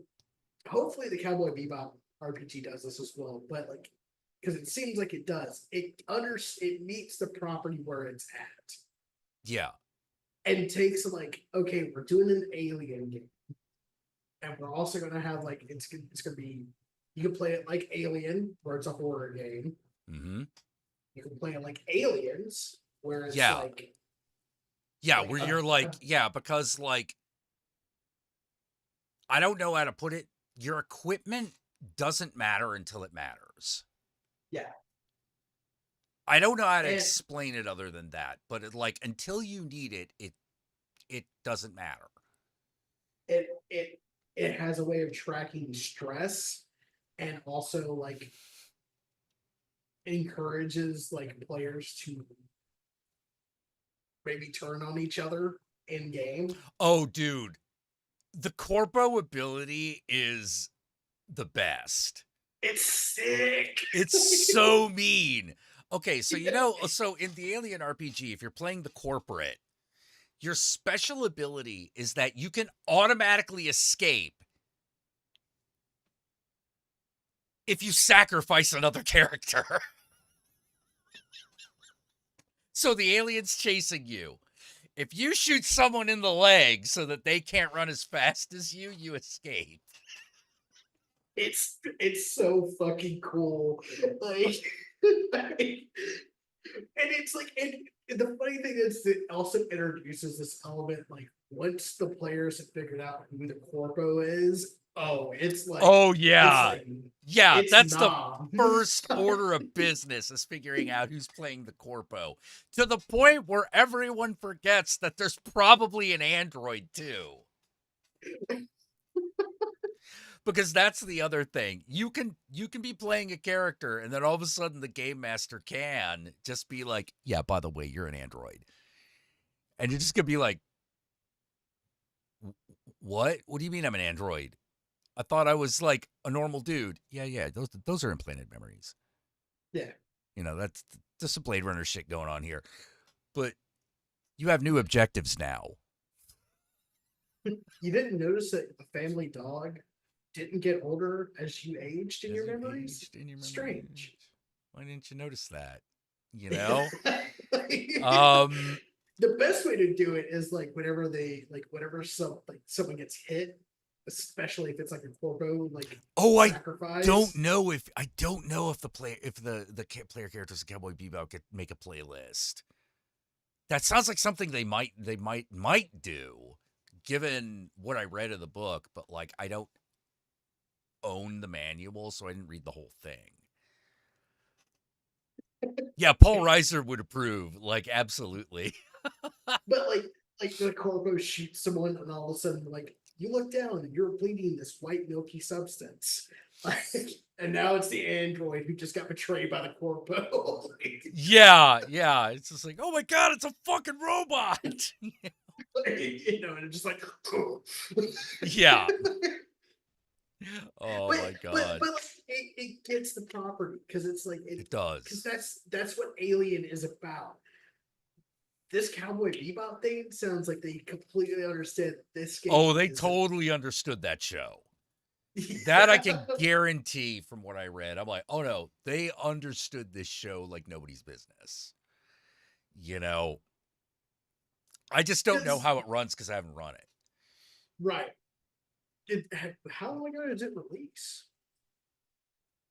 Not too long is ago. it- It's like a month and some change. Oh, okay. Yeah, it came out like last year. Huh. Okay. Yeah, well, I'm I gonna think check that out. the PDF I think came out last year. The physical book came out like just a few months ago. Yeah, and it's already sold out. So. Yup. Yup. You know, the only reason I didn't buy it is $50. It's fair. It's fair. See, again, it's that DM thing. Yeah, dude, if it was like $40, I would have snatched it. But but that's the problem, isn't it? It's like you buy these books for these systems, and like you just get like ideas for how you're gonna run it, and then you just play D&D. Yeah. Yeah, like that's why I want to run Thirsty Sword Lesbians. Nobody will let me. What? No one wants to have- play Thirsty Sword Lesbians like that. I don't know how that game runs. Is my only issue. It's so stupid and easy, and it's just like it's got 3 fucking rules. That's it. Like sword fighting, romance, and like and then like I can't remember what the fucking call it, but it's like basically everything is about romancing someone in the party or sword fighting them, and it's awesome. It is a complete game though, right? Oh yeah, no, it is. It's a complete game. You can like it may not be one you could run a campaign in, but I don't think that every RPG needs to be like that. Right. I might be in the minority on that, but I think some games, Call of Cthulhu, for instance, I think Call of Cthulhu works best as kind of a one-shot game. Maybe I a few have sessions, never but- seen a Call of Cthulhu game that was like a successful like campaign. Because really- if you're gonna do that, it only works if the game master has a strong idea for where they're going from the get-go. Yeah. And as a game master, I'm gonna tell you that's rare. You know, it's rare to actually have to have a story that builds to a conclusion. Yeah. It's very difficult, and honestly, your biggest tool for doing that is your ability to roll with it and improvise. Right. It's the ability to have a game plan, knowing it's not gonna cut muster, and then being able to adjust it so that you're still heading in the same direction. Yeah. Sometimes, does this mean sometimes you hand a player something, Yeah. even though the dice say they don't get it? Yes. Does it mean that you have to make an insight roll and go, you know who might know something? Yes. The game master, no matter what anyone says, one of the jobs of the game master is, in fact, to lead the characters. Lead the players. Sometimes you should let your players find notes that are written in the common tongue that explain at least a tiny bit of what's going on. And never be afraid if your players have a better idea of what's going on than you do. Roll with it. That's the best. It's the best. Shit. Yeah, it's actually really good because you're like, oh shit, that's amazing idea. Okay, I guess that's just what the adventure is now. You know, quick, let me make a few adjustments here. You know, instead of Migo, they're now deep ones, you know, like that kind of shit, you know. Easy peasy. Yeah. I have you can successfully run mystery games that way. Because if the players came up with it, unless it is really stupid, a really dumb idea, like you're like, no, that can't be the case because of this. That's when you reintroduce that clue that tells them, we fucked up. We totally forgot about this other thing. It can't be that. But this also gives you the next direction. Dead end. Which is then now.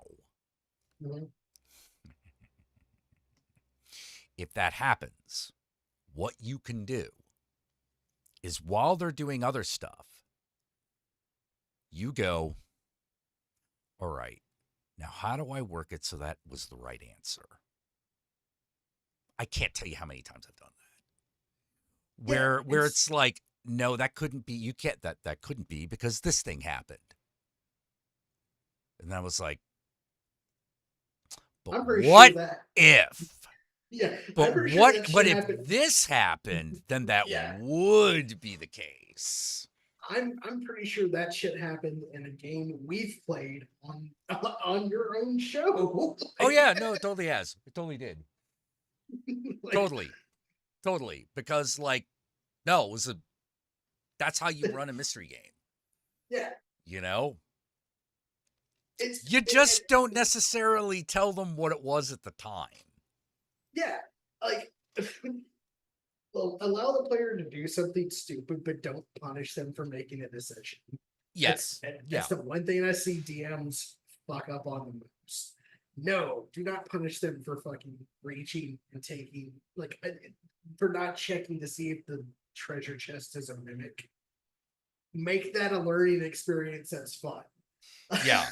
Oh, God. There was this one trap that I unleashed. I was like, all right, make a check for trap roll. You know, I forget what they called it. Disabled device is 3rd edition. Yeah, disabled device. The trap is twofold. It's a locked treasure chest that has a trap in it. Whatever that first trap is doesn't matter. It doesn't matter. That's not the real trap. Right. The real trap activates once the first trap is disarmed. Unless the person disabling the trap got it by more than 5. If they got it from more than 5, then they completely disable it. They're like, oh, there was that trap triggered another trap. Click. Okay, now it's safe. Yeah. So here's the real trap. You open the chest. Trap activates. There is stuff in the chest. The minute you lift the stuff out of the box, a razor blade comes out of the top of the chest shuts and cuts your hand off. So I did that. So that happened to the sorcerer. He got his hand cut off. He's like, ah! And he's like, "Can I grow this hand back?" And it's like, "We're only 3rd level. We can't grow a hand back." And so he's walking around without a hand. And then he's like, but they got a lot of gold. So he spent like almost over half the treasure he got. He went to a gnome and he was like, "Fix it." And they're like, "Well, okay." And so they made him like a mechanical ash hand. And then he got inventive, where he was like, "I got 5 wands. I got 5 mechanical fingers. Can I put these together?" And I'm like, "Sure. You'll have to pay the gnome artificer to do that. But yeah, you could totally do that." He's like, "Great. Woo." The gnome is pissing itself in excitement just thinking about doing this. Yes. And so like in fights, he would be using his wands, one would run out of a charge, he'd pull the finger off and put another one in. See, that's good shit. Yeah. Yeah, I was like, "I don't know what mechanical advantage it'll give you." And he's like, "I don't care. I just want magic wand fingers." And that all came to be because of a fucked up roll. Mhm. Yeah, that happened because of a failure. You know, the other thing I loved, same character, by the way. His was, he had a cat familiar. I know I've told this story before, where he was like, "All right, I send in the familiar to do some scouting because he's a cat and nobody, cats are awesome." And I'm like, "Okay, great. All right, kitty, get in there. All right, use because before this was like 3rd edition, so they didn't have share senses, but you could telepathically command them. So he's telepathically commanding cat, and the cat's reporting back. He's like, "I'm in a bedroom. There's a big soft bed. I'm gonna take a nap on it." Okay, no. Don't take a nap on it. I need you to look around. You need to look around. Okay, fine. Will there be fish later? Do we have fish? Yes, there will be fish later. Okay, great. Ooh. There's what? There's another cat here. I'm going to hiss at it. Don't hiss! Okay. But I've got my eye on it. What's it doing? What's it doing? It's just staring at me. Yeah, you got it immediately. You got it immediately. There's a mirror. Yeah. Like the cat sees itself in a mirror is just like, "There's another cat here." Eventually, he's like, "Ignore that other cat. Look around." And it finds like a jewelry box. It's like, "There's a box here." And he's like, "Open it." Okay. All of a sudden, after a few moments, you hear a loud crash coming from the room that the cat is in. The cat telepathically communicates back to you. "I opened it." Good kitty. Stealthily. Good kitty. Why don't you come back now? Wait. It's a cat. The cat is back. Ignore it. Oh my God. The cat's incredibly handsome, though. So, it is a very good looking cat, Oh, I should have done that. I should have said that. Oh my God. But like, it was, all because I decided that familiars would be really, really smart, but they would essentially still be the animal. Man, if you have an old house, you should really get a black cat because it just enhances the experience. Yeah, because when a black cat like starts looking at like nothing, like you've got ghosts. Oh, even better than that, when they just start appearing in places. Yep. No. Actually, for me, the best part of having technically he's a tuxedo cat, but like when he loafs, only the black is visible. Mhm. I've yelled at so many shirts. The problems of having a black cat and being goth. Yeah, I've yelled at so many shirts. Like it's honestly a problem. Yeah, but here's the thing, right? Every once in a while, that shirt fucking moves and it's the cat. I know, right? Fucking I went to pick up the laundry and it fucking bit me, you know? Like You're like, hey, motherfucker. get back here, you little shit. Like, what the fuck? He's like, I was camouflaged perfectly, Dad. Hell's Now- wrong with you? Now the now you can predators see. can find me. You know, like I'm sorry. Why don't you just sleep on the bed? I'll sleep on the bed.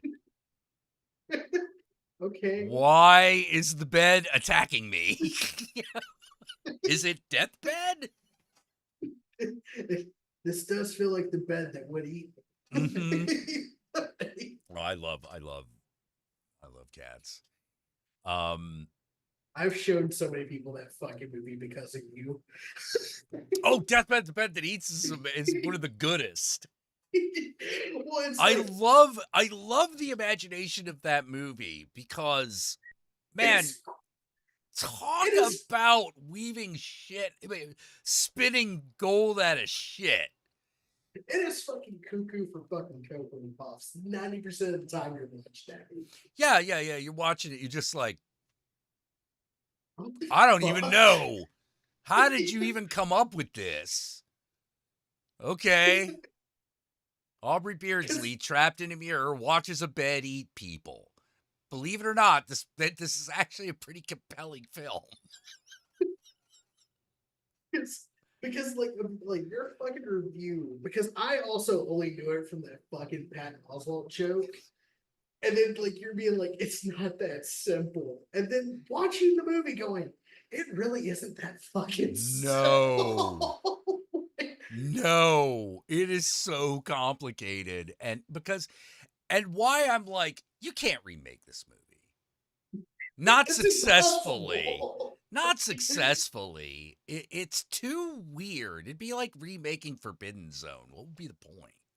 Or Terror Train. Or Territory. That shit had David Copperfield. I in it. know. Why the fuck are you trying to? Like, I know. update You that? can't remake Terror Train. You know, like who you gonna get? Who you gonna get to play the David Copperfield role? Chris Angel? That's not gonna work. Yeah, no. Chris Angel can even play the magician in Bright Night. All right, they had to get David Tennant. They had to do get that. David Tennant to come in and fucking do it. And You know, thank get a real God. actor. And thank God, because they gave David Tennant the tightest fucking pants they could find. He was Although I gotta real say, fun. turning him into a stage magician from a horror host, like, kind of didn't work conceptually. They just wanted to justify the leather pants. Okay, They did. They did.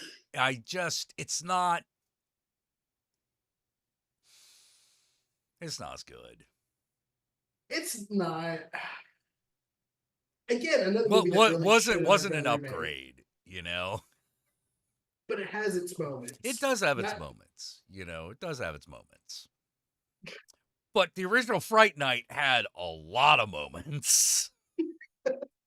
It's a did. movie of moments. Left his dinner in the oven. I love showing that movie and The Burbs like as a double feature. We were just talking about me and Horror Mom were talking about The Burbs the other day because it has Brother Theodore in it. Yes, but the Burbs and Friday Night. I don't know why, but I feel like that's a movie that takes place on the same street. I know what you mean. I know what you mean because they're both funny. Yeah, The Burbs is definitely more of a comedy, yes, but But- the turn at the end is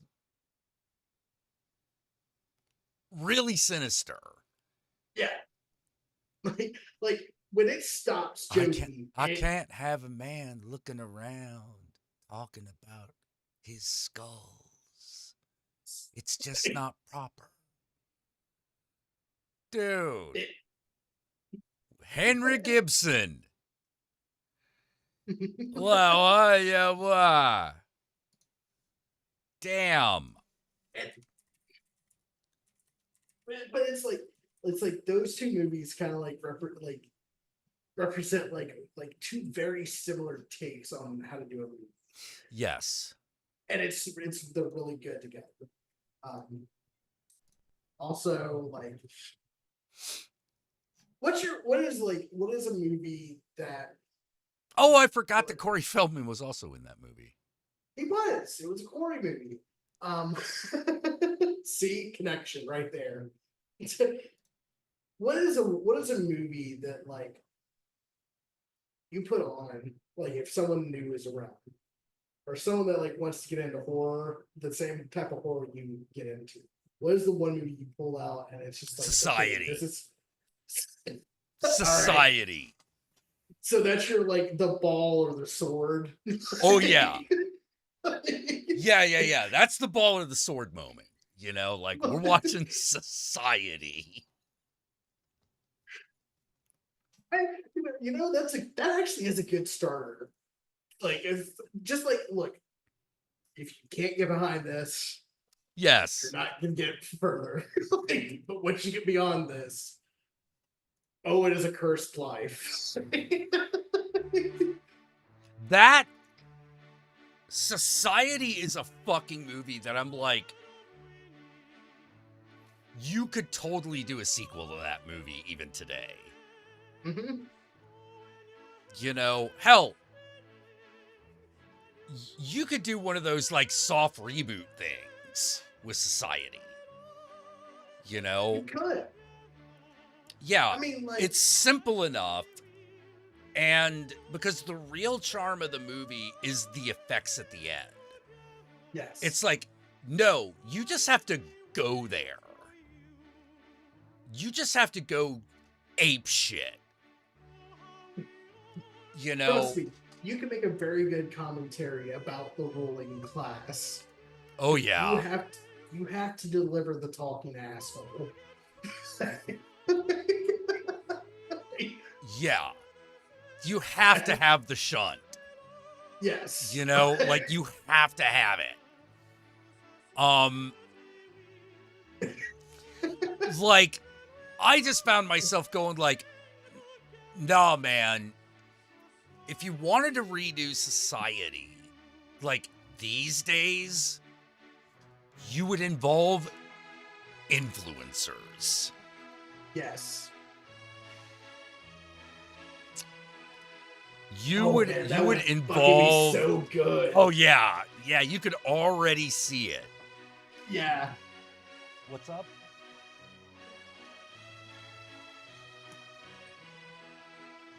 Kitty wanted back in. Hey, Alexander, what's up? But yeah. Like, that's if someone was like, hey, we want someone to do a remake of Society. I would absolutely say yes. It would actually be a sequel. But I wouldn't tell nobody because who would fucking know?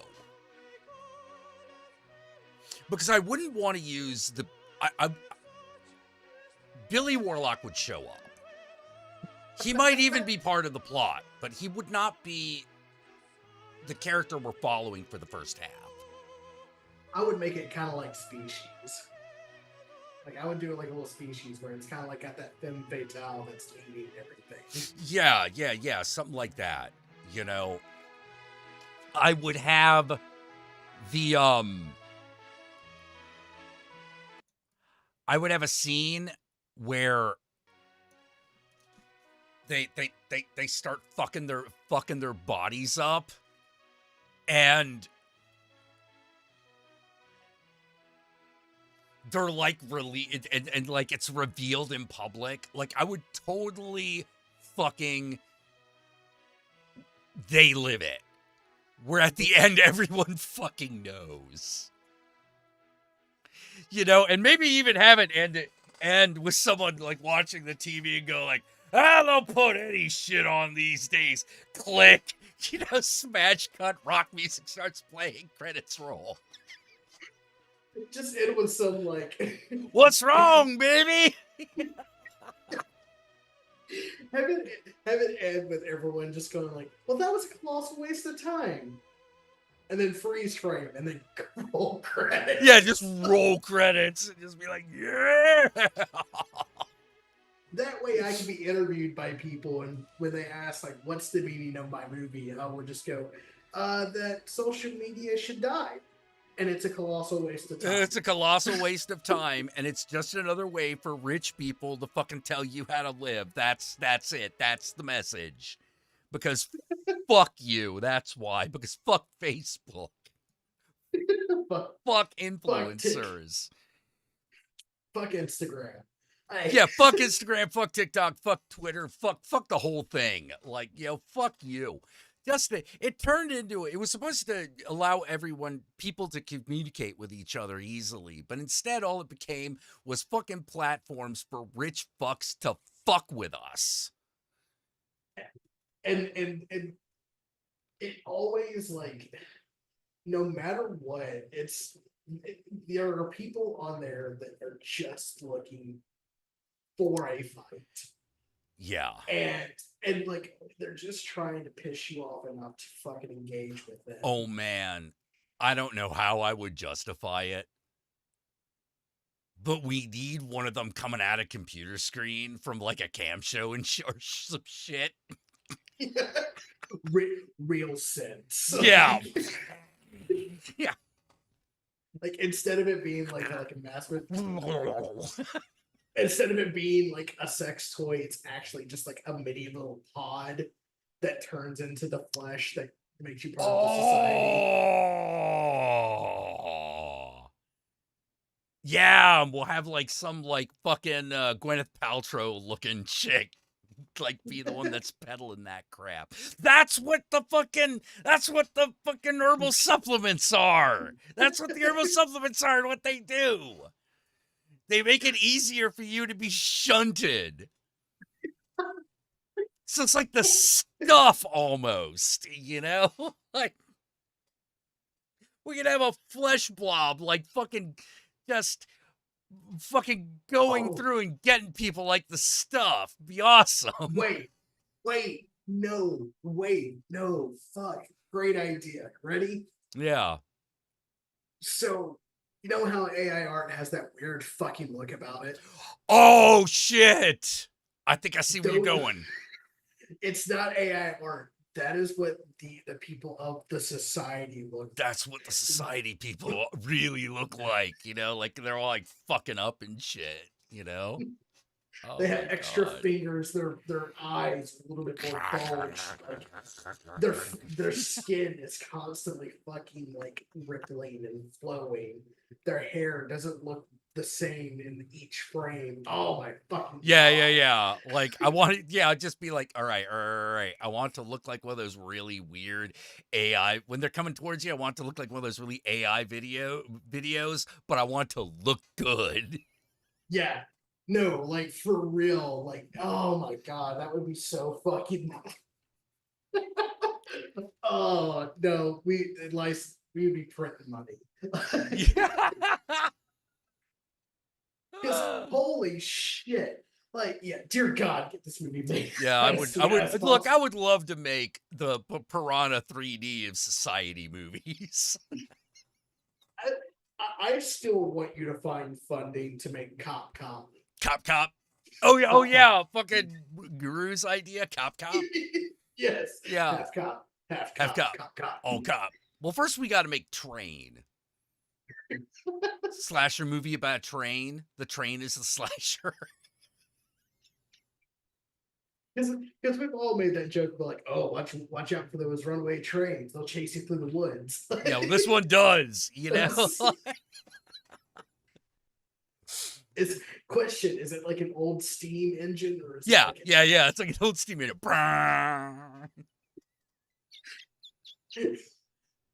Oh my god, just like Kills a woman in the shower, you know? Train. All aboard for terror. That's You know? that's actually the opening shot. You're doing your psycho shot. It's Yeah, just like, no. flush That air. was the yeah, that was the All of a sudden, like she hears ding ding ding ding ding ding ding. yeah. Like I Oh, remember opens the curtain and there's the train coming down the track. ah, train all aboard for terror. You know? You've heard of Amtrak. This is the death track. This train only has one stop. One stop. The- Your The life. graveyard. Yeah. This train only has one stop. Your life. Burn. Train. Rated R. And yes, we would have at least 8 tits in there because we are drive-in mutants after all. Oh yeah, like fucking like have like Darcy the male girl be the girl in the shower. Diane. Have Joe Bob Briggs show up as Joe Bob Briggs. Guest starring Joe Bob Briggs. As Have it Joe Bob like Briggs. what would he say though? Because if the trailer comes to a halt to introduce Joe Bob Briggs, he's got to say something. There ain't no trains on that tracks. Demons, but no trains. Oh man, no. We make fun of that Texas Ranger clip.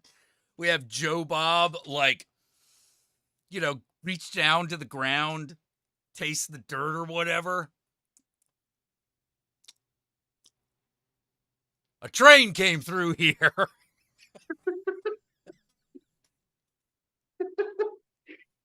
I hear Bloomhouse will produce And then anything. and for some reason we find some excuse to remake the Mac and Me like fucking wheelchair off the cliff scene. Well, we have to kill Joe Bob, right? Like that's just. I feel like that's just Oh necessary. yeah. Of course. You know. So like Joe Bob's gonna be hosting the drive-in premiere of Train. Oh yeah, baby, we're going meta. Yeah. And as the train is about Yeah, to you go through for the train- Blazing Saddles ending. Yeah. as the train's about to go through the fucking screen, that's when Train attacks Joe Bob. Oh my god. No, it's not Death Train. It's just Train.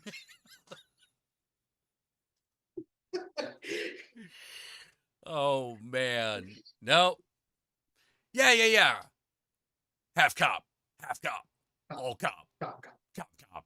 Like, we figure that the cop is basically like the thing with 2 heads, except it's one head that's like stitched together.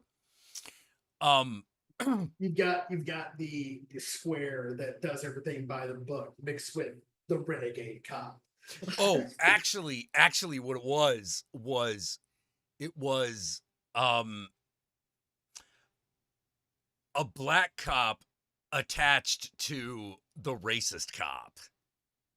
Oh, so literally thing with 2 heads. Yeah. Like they just wanted to wear that, just wear that fucking influence on the sleeve, you know. Y'all seen The Thing with 2 Heads, right? That movie is wild. If you have it. Norman Lear, it's Rosie Greer and Norman Lear. Yeah. You know, Norman Lear is a fat racist white guy. Rosie Greer is a funky fat black dude. They attach a body. They share a body because they have to attach Norman Lear's head to Rosie Greer's body, otherwise he'll die. But Rosie Greer isn't going to stand for that, and he escapes the hospital because he is on a mission of vengeance. Street justice must be his. And I know what you may be thinking. You may be thinking, oh, they must make it look really cool. Like you can't really tell that it's just two guys in a suit. No, it's just Nope. one guy sitting behind the other with like one of those like chiropractic collars around both of their necks. It's got a tie. Yeah, and it's got a tie, you know, like what? You know, like now to be fair, it actually does have kind of a heartwarming like message about unity. Yes, about how racism can be unlearned. Yeah, racism can be unlearned. You know, it's like it also was Norman Lear also the guy he was the guy who directed Watermelon Man, right? I think so. Yeah, it was Let me check he either that. director or produced it. I can't remember. But yeah, Norman Lear, really interesting cat because Mhm. he's the guy. He is why black people got on television. Yep. You know, he is why Good Times existed. He's why the Jeffersons existed. You know. Yeah. He fucking made Maude. Yeah. Like and Yeah. and I know like not everyone understands how very progressive of a show that fucking show was. Like they talked about abortion on national fucking TV. I know. Like this guy made some great shit that really helped pave the way for black people Yeah. being more accepted. And gay people too. Yeah, That no, was also one of Norman Lear's like axes to grind. yeah, You know, was queer rights.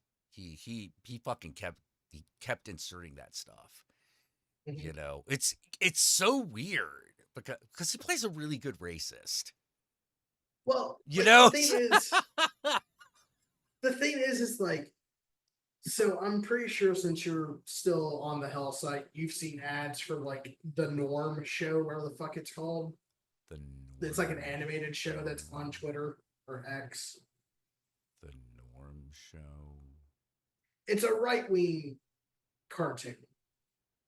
Oh, yeah. Okay, yeah. The one that actually like premiered on X, right? Yeah. So obviously that show is trying to be all in the family, not all in the family. The one with Archie Bunker, is that all in the family? Yeah, that's All in the Family.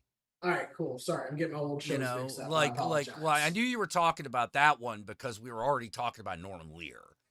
Right. So You know, Archie Bunker is a fucking racist bigot. yeah, There is no ifs, ands, or buts about it.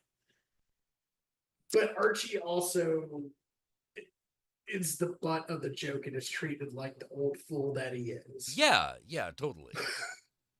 You And know, people don't understand that part of it. yeah, like, and media when he literacy. surprises you, it feels like a big triumph, right? Like Yeah. when the end, as we approach the climax of the episode where George Jefferson is introduced, because George Jefferson was first a character in All the Family. Yeah. Archie Bunker and George Jefferson essentially do that bit that they did in SNL about the one redneck in Black Jeopardy Mhm. that was played by like Tom Hanks. Like that Yeah. essentially happens. So that he gets along with he starts to figure out how to get along with like George Jefferson. And it was also kind of nice because George Jefferson just gets to be unapologetic. Yes. You know, he just gets to be unapologetic, you know, like, yeah, he has to take racist crap, but there's limits, man. Yeah. Listen. He doesn't care how racist they are, so long as it gets to call him a honky. Honky. Yeah. That covers a lot of sins, you know, that'll make up for a lot of sins. Like, because 90% of the time, George Jefferson is right. And Yeah. it's justified by the end of the episode. Yeah. That's the whole thing. The only when they broke that in the Jeffersons when they had their own show, because then it was Wheezy. Yeah. Wheezy was the one who was always right, and George was like the idiot, But yeah, like this guy made a lot of really, really cool like old shows that like he's like an old school producer like Roger Corman, where it's like Yeah. it was he found the money for it, he was the one championing these picks. He wasn't just picking them from a pile of movies or Yeah. series. He really wanted, Norman Lear really wanted representation. Right. He was like, hey man, there's an entire black audience that we're not engaging with. Yeah. There's a gay audience that we're not engaging with because we're not allowed to talk about gay people. Even though Charles Nelson Riley's on fucking national TV. I know, every right? night. I always like every time like someone talks about how they were surprised that Liberace was gay or like Rob Halford was gay, and I'm like, you just weren't looking. Oh yeah. I don't know if Norman Lear had anything to do with Sanford and Son. He did. He did. Okay. So It was a show he might have been involved with, but Yeah. I wasn't sure. yeah, I think he was a producer on it, but don't quote me on that. Yeah. So the thing with Two Heads is him and Rosie Greer battling racists as a two-headed monster. But his greatest enemy is himself. And there's a motorcycle scene in that movie. I won't ruin it for you. Oh, Dude, the oh, sight of of them on that motorcycle is burned into my retinas. I will You never believe. forget it. You will believe man can fly. Yes.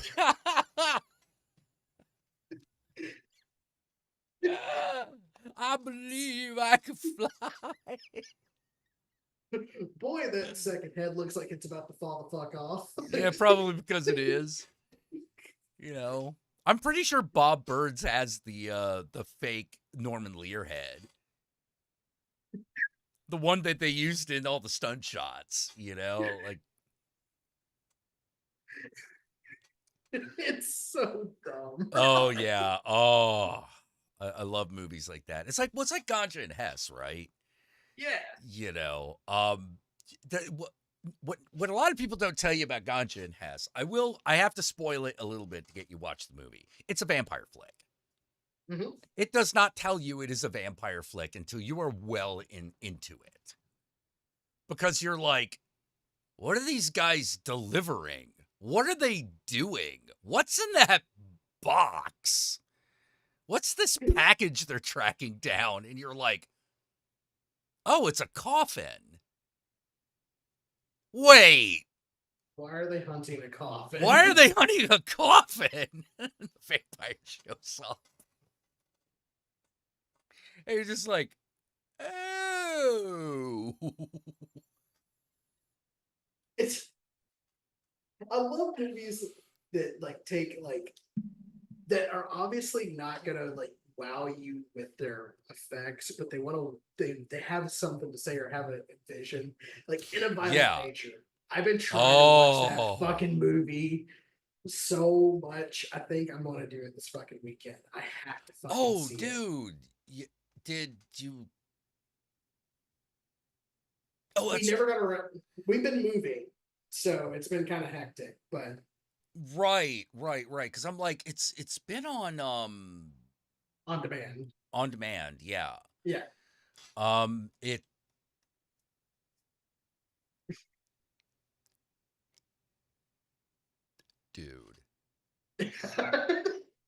Dude, it's such a simple idea. Yeah. It's such a simple idea. What if it's a slasher movie but we're following the slasher the whole time, including those moments when he's just walking from point A to point B. Mhm. You know, just watching him set up a kill. You know, like it's really good. And as somebody who played Friday the 13th game, let me tell you, that was a fun time. Oh, that was the best of the killer games, quite honestly. Yeah. It was the best of the killer games. Like, why? Goddamn legal fuckery. Oh, tomorrow's Sadie's birthday. Oh, thank you for the reminder. I'll have to say happy birthday to her. God, what's another like Dr. crazy ass Giggles. movie? What? Dr. Giggles.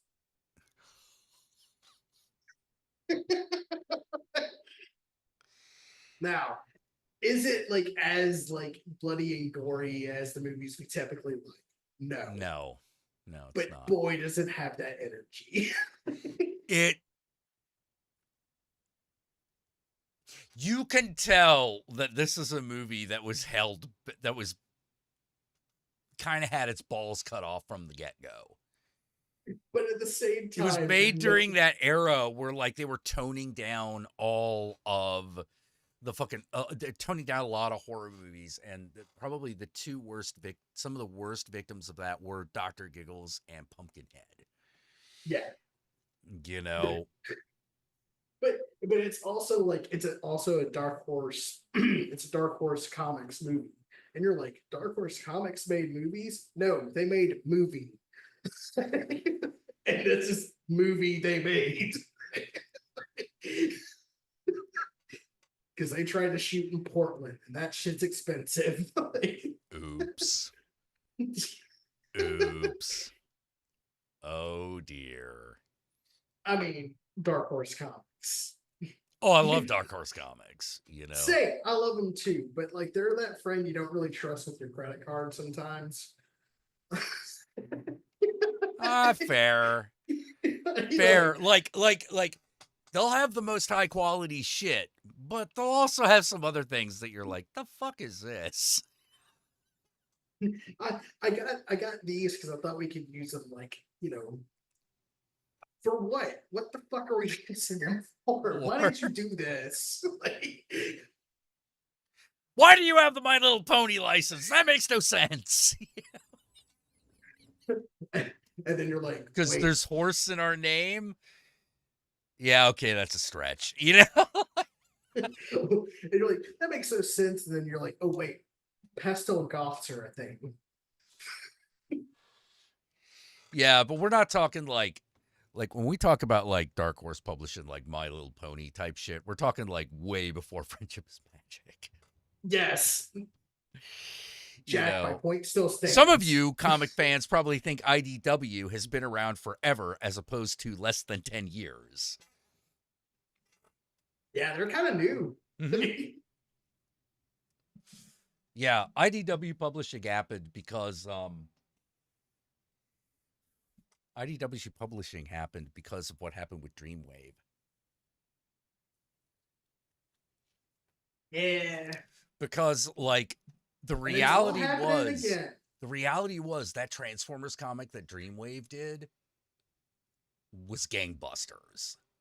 Mm-hmm. That shit was gangbusters.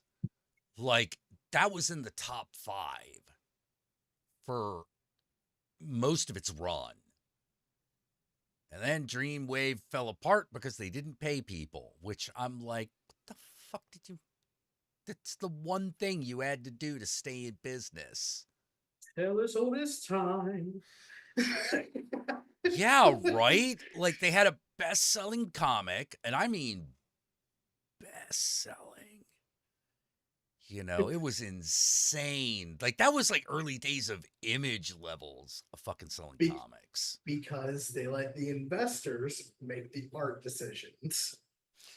Well, no. And the investors will always go, spend less, because that's how... No, that's not what happened. Oh, really? That's okay. not what happened. so with Dreamwave, here's what happened. The guy who owned the company, who was an artist, literally didn't pay anybody. Oh, that old chestnut. Yeah, literally did not give people the money he promised.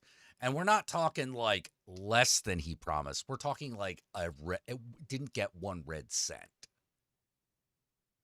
He took all the money for himself, which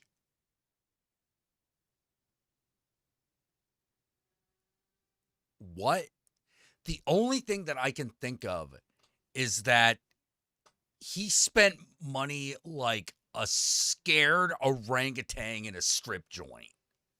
Oh, have you not been around someone that does this shit? Not really my crowd. Oh, well, let me tell you, as someone who just spent 4 months with someone who is like this, who is that shit scary? What do you So the mean people I like was- that? So the people we kind of like stayed with the last 4 months. I'm not gonna try to go too into it, but one of them is very not good with money, like negative 800 in their bank account. They haven't paid their cell phone bill, their car insurance. They're behind on the fucking. I didn't know you mortgage. could get negative 800. Neither did I. I don't even get negative. Yeah, well, I've gone into the negative before, but like usually only for like a week or so because I forgot to pay something. Which, like, you know, Yeah, but if that it was like happens. close to 1,000, you're just not watching your money at all. Or you're fucking spending it like it's going out of style. Well, yeah, That's yeah, what you're they were you're doing. spending it and not watching and not looking at it. Yeah. So like this person works in a field where they get cash tips. So that's the majority of their income. Okay. Somehow their tips never come. But they always have like, yeah. But they always have like iced coffee, or they go out to eat, or they've got some brand new thing that they just had to get because like it was it was on sale. I've never been I've never been around someone that could spend $500 on groceries for a week. Yeah. They must be huge. No, they just buy a bunch of shit that they don't eat. And Oh. then- Oh. I saw- So yeah, they then it just goes bad. Well, it doesn't. Yes, it does. But the problem isn't that. It's that they have no money because they are constantly spending. Because they're constantly trying to buy shit that they can't afford. And, they're also like, Jack, I swear to God, this person went through $1,000 in 3 days. What were they? But not on like a big purchase. Oh, big purchases, but of shit that they didn't need. Like what? Like spend $500 on an outfit, and then spend like $100 during the week to eat and drink, like like buying iced coffees and shit like this. And then like it's just like little shit that kept like piling up that they would spend their money on, but they wouldn't like keep up with. This actually doesn't. The funny thing is, you're giving me these prices, and this is actually not sounding too terribly bad. It doesn't when you look at them as individual purchases, right? But when it's not individual purchases, when it's an everyday purchase, like spending $30 on lunch every day because you don't pack a lunch before you go to work. And they're what, a bartender or a stripper or something? They're a hairstylist. They're a what?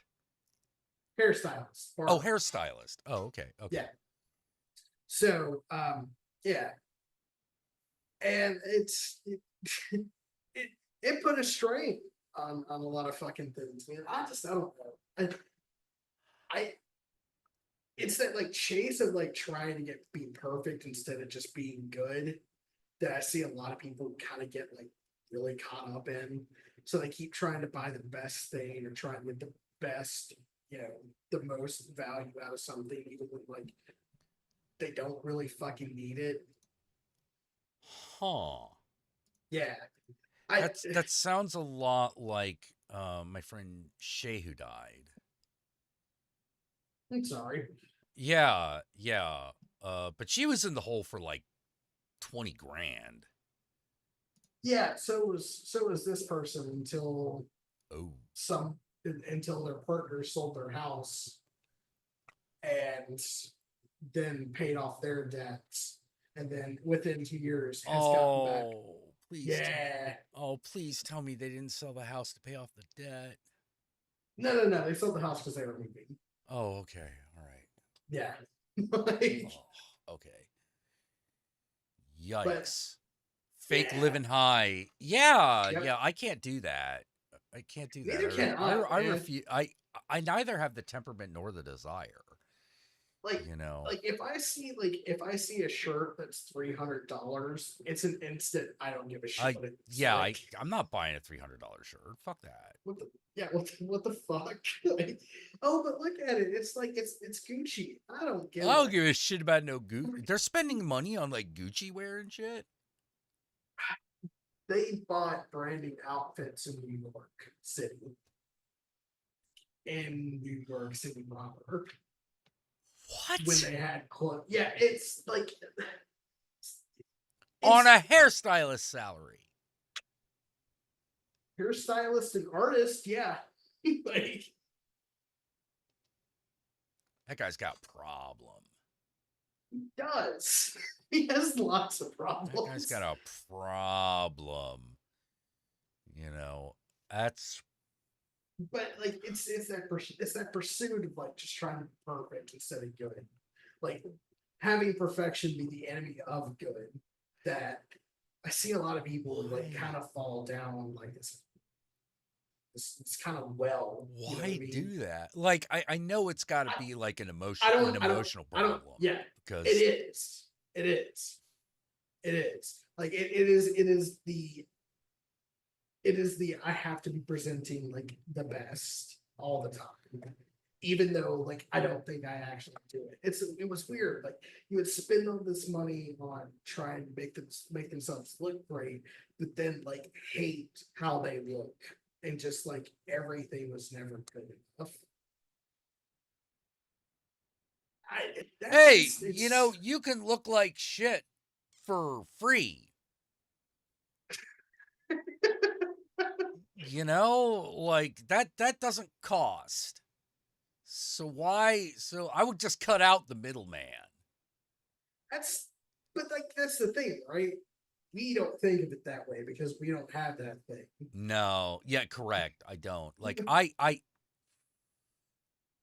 God. I have panic attacks when I spend money that I can afford to lose. Yeah, no, for real.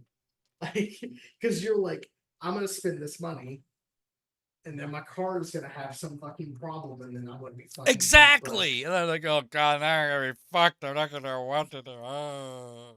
Like, yeah. I do not have a spending problem. I have an earning problem. I have an earning problem. By the way, that super chat is available. By the way, if you want to donate $1, if you want to donate $1 or $2, I appreciate it. Help me with my earning problem. Oh man.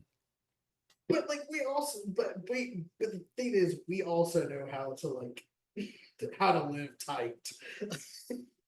Yeah, it's hard. It's harder now that I'm like, diabetic. Right. Oh boy. Like that. That puts a hamper on some Oh things. Like, boy. Yeah. Like I look, some of this weight loss ain't just medical condition, let me tell you. Like, oh boy. can't eat ramen for 3 days straight anymore. No, can't do that anymore. Like, can't just load up. Everything's got too many carbs in it. Why are all the delicious things made of carbs? Herbs, because yeah, yeah. And the thing is I don't even need to eat that many carbs. They're just cheap. Yeah, because cheap food is carb dense because you're gonna eat. It's not about making you healthy, it's about making sure you're full. Yeah. Yeah. And I think that this is I think that this is actually part of the problem with why America's got like such a problem with like morbid obesity. It's why we can have shows like My 600-Pound Life. Because not only is sugar in everything. Oh, thank you for the $20 storage version.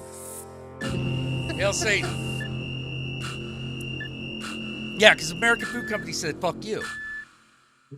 But also, I've got to fucking, like, get the most out of this money, so it's high carb all day, every day. And a lot of people don't have the metabolism to deal with that. Remember when like America lost its shit over MSG? Yeah. MSG, Wonder Food. Or MSG, like terrible for you. So then like everyone, like everything had to be like zero MSG, and shit tasted worse and it got more chemically. It was great. Yeah, because like basically in order to compensate for that, they added more sugar and salt. Yep. This is how racism fucks the racist. Okay? Is I was about to fucking say, man, it sure sounds like the pit bull of Asian people, doesn't it? Yeah. Baby. No, sorry. Because like MSG is not bad for you. It's just another fucking ingredient. Yeah. Yeah. It's another It's what makes spice. rice. It's what makes fried rice taste so damn good. Yeah, it's not even sugar. Now it's corn syrup. Yeah. Which is even worse. Oh. Look at how many words, like as far as like as nutrients or like whatever they add on there. Look up how many different ways they describe sugar without saying sugar. Yeah. Yeah. It's fucking crazy. Yeah. I don't know how to say that. I'll just say it like this.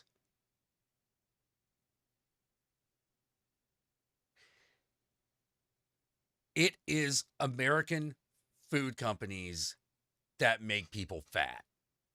Yes. That's it. That's it. It's American food companies. Because how much fucking sugar or corn syrup they put in everything. Well, It's people ridiculous. people think food is regulated like harsh in America. And boy, do I wish that they were right. Because the way our food looks to like European and Asian people, it's fucking wild. Oh, it is sad. It is sad. If you look at like, when you look at like what's in the average American refrigerator versus like the average European or, like almost any other foreign country, it is sad.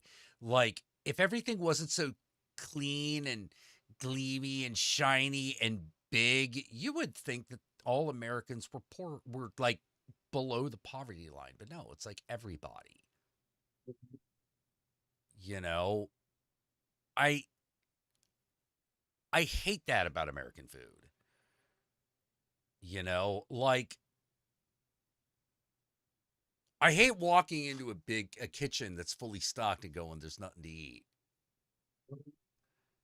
You know, I also like, and part of the reason there's nothing to eat, I'm just going to say it. My fellow Americans, you have forgotten how to cook. Yes. You've forgotten how to cook. Holy fucking crap.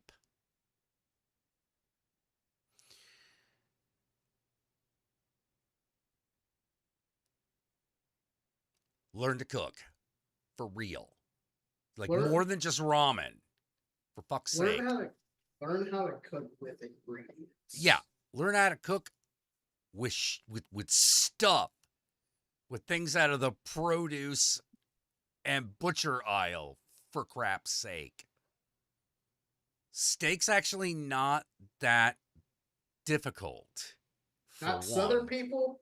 Oh, number name. Let me be the first person to fucking kill that fucking lie. No, Southern people also can't cook because most of them are just too fucking tired and everything comes out of a microwave or a drive-through. Yeah. Right. If you use the microwave, ain't cooking. It's warming shit up. Yeah. You know what that box is for? My coffee. That box warms my coffee, and that's pretty much it. Well, okay, sometimes it cooks oatmeal. Sometimes. Yeah. And it's like, well, why do they eat that way? And the answer is, it's cheap, or at least it was. Yeah, it's cheap, it's easy. It's cheap and easy, it's starchy, it will, there's a chance that you're going to get, full pretty quickly, so you're not going to be hungry. Yeah. But the thing that's so sad is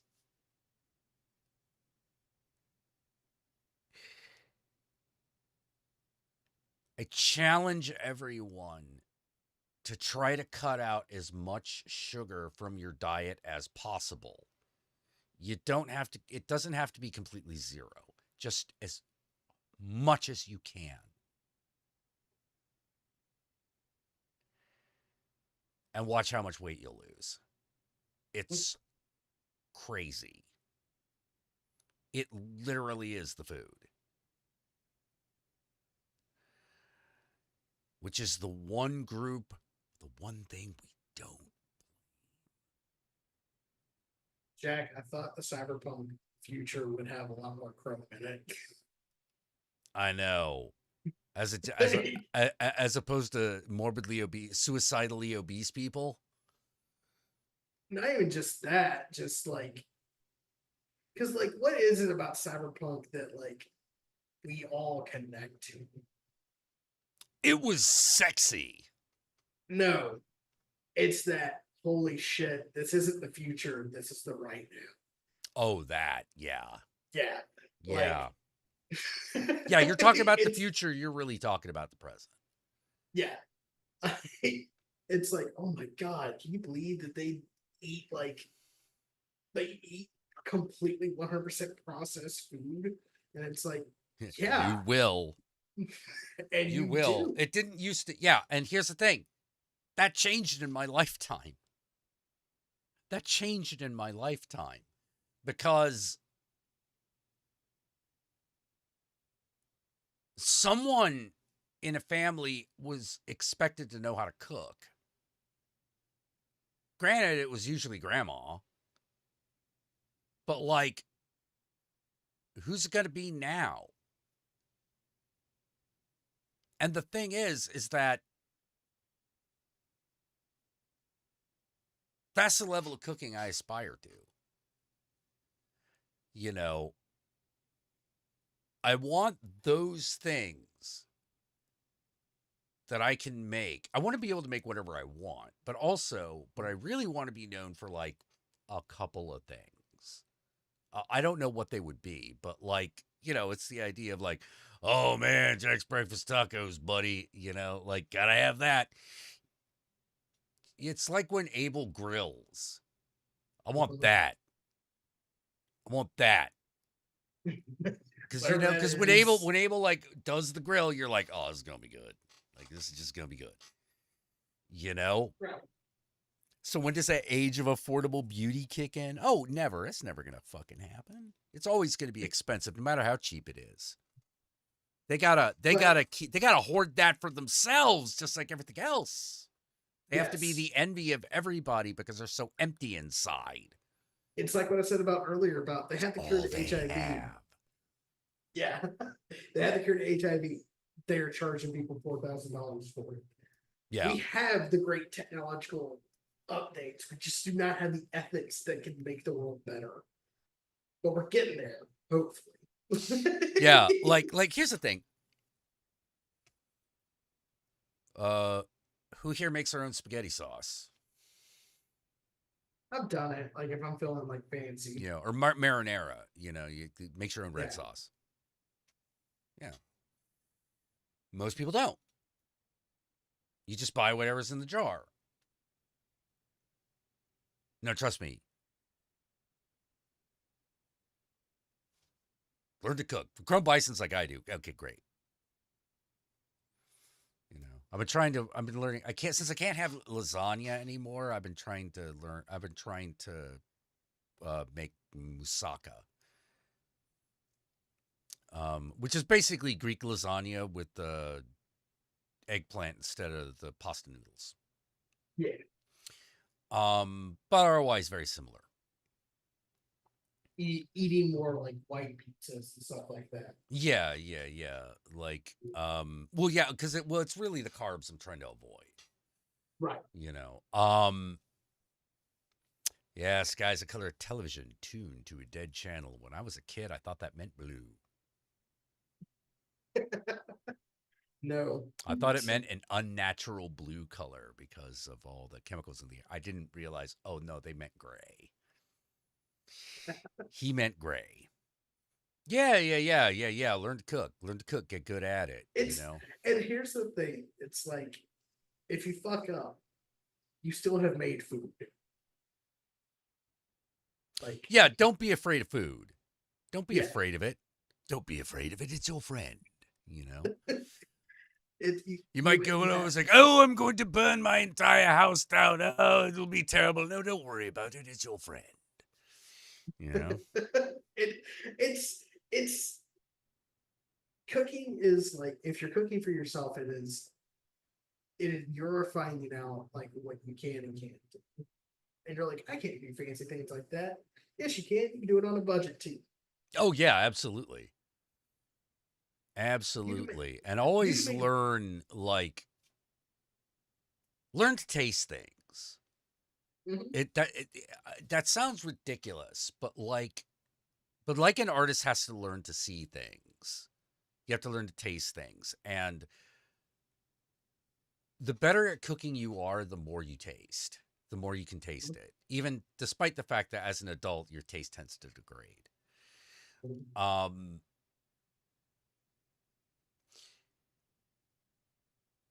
Or like your eyesight gets weak when you're an artist, but it kind of doesn't really matter, not for that's also a hard thing to explain to people, which is like in the arts, the more you do, the more you also can experience with the art that you do. Like the more you write, the better you read. Yeah, 100%. Yeah. It's the reason why doing something artistic, doing something creative is incredibly important because it tricks your brain into learning. Like Shakshuka. hey. Hold on, I might need to. I think I gotta look that up. Is that a drug thing? If it is, I need to know it. Shakshuka. Oh! Eggs poached in tomato sauce, olive oils, pepper, onion, garlic, cumin, paprika, cayenne pepper. Shakshuka is a popular dish throughout North Africa and the Middle East. Oh, yeah. I've had this before. It's pretty good. Ooh. And I'm not even really that big of a I'm not even that big I of an egg have guy. a butternut squash. Let's see, what do we need? Onion, got one. Bell pepper, got it. Garlic, yes. Tomatoes, yeah, I can. I have Italian tomatoes, yeah. Spices, paprika, got it. Cumin, got it. Chili powder, of course. Eggs, got eggs. Chopped parsley, got it. Cilantro, I don't have. But huh. Huh. Huh. Well, now we've reached the part where Jack starts to. Yeah. Jack, maybe it's we have been going for 3 hours. Maybe it's time to call it a night. Yeah, it's getting about past my bedtime. I don't do the staying up till 5 in the morning shit anymore. Yeah. All right. I want to special thanks to George Version for the donation. I want to thank you all for coming here. We'll be back. I might not be here on Friday, but I will be here tomorrow night. I will be over on Twitch tomorrow night at 7 p.m. Pacific Standard Time. And until then, Ave Satanas, Disco Inferno. Remember, Satan and I love you very, very, very much. And Wash your ass. wash your ass, children. You know, just make sure you got it. So, I'll see you tomorrow.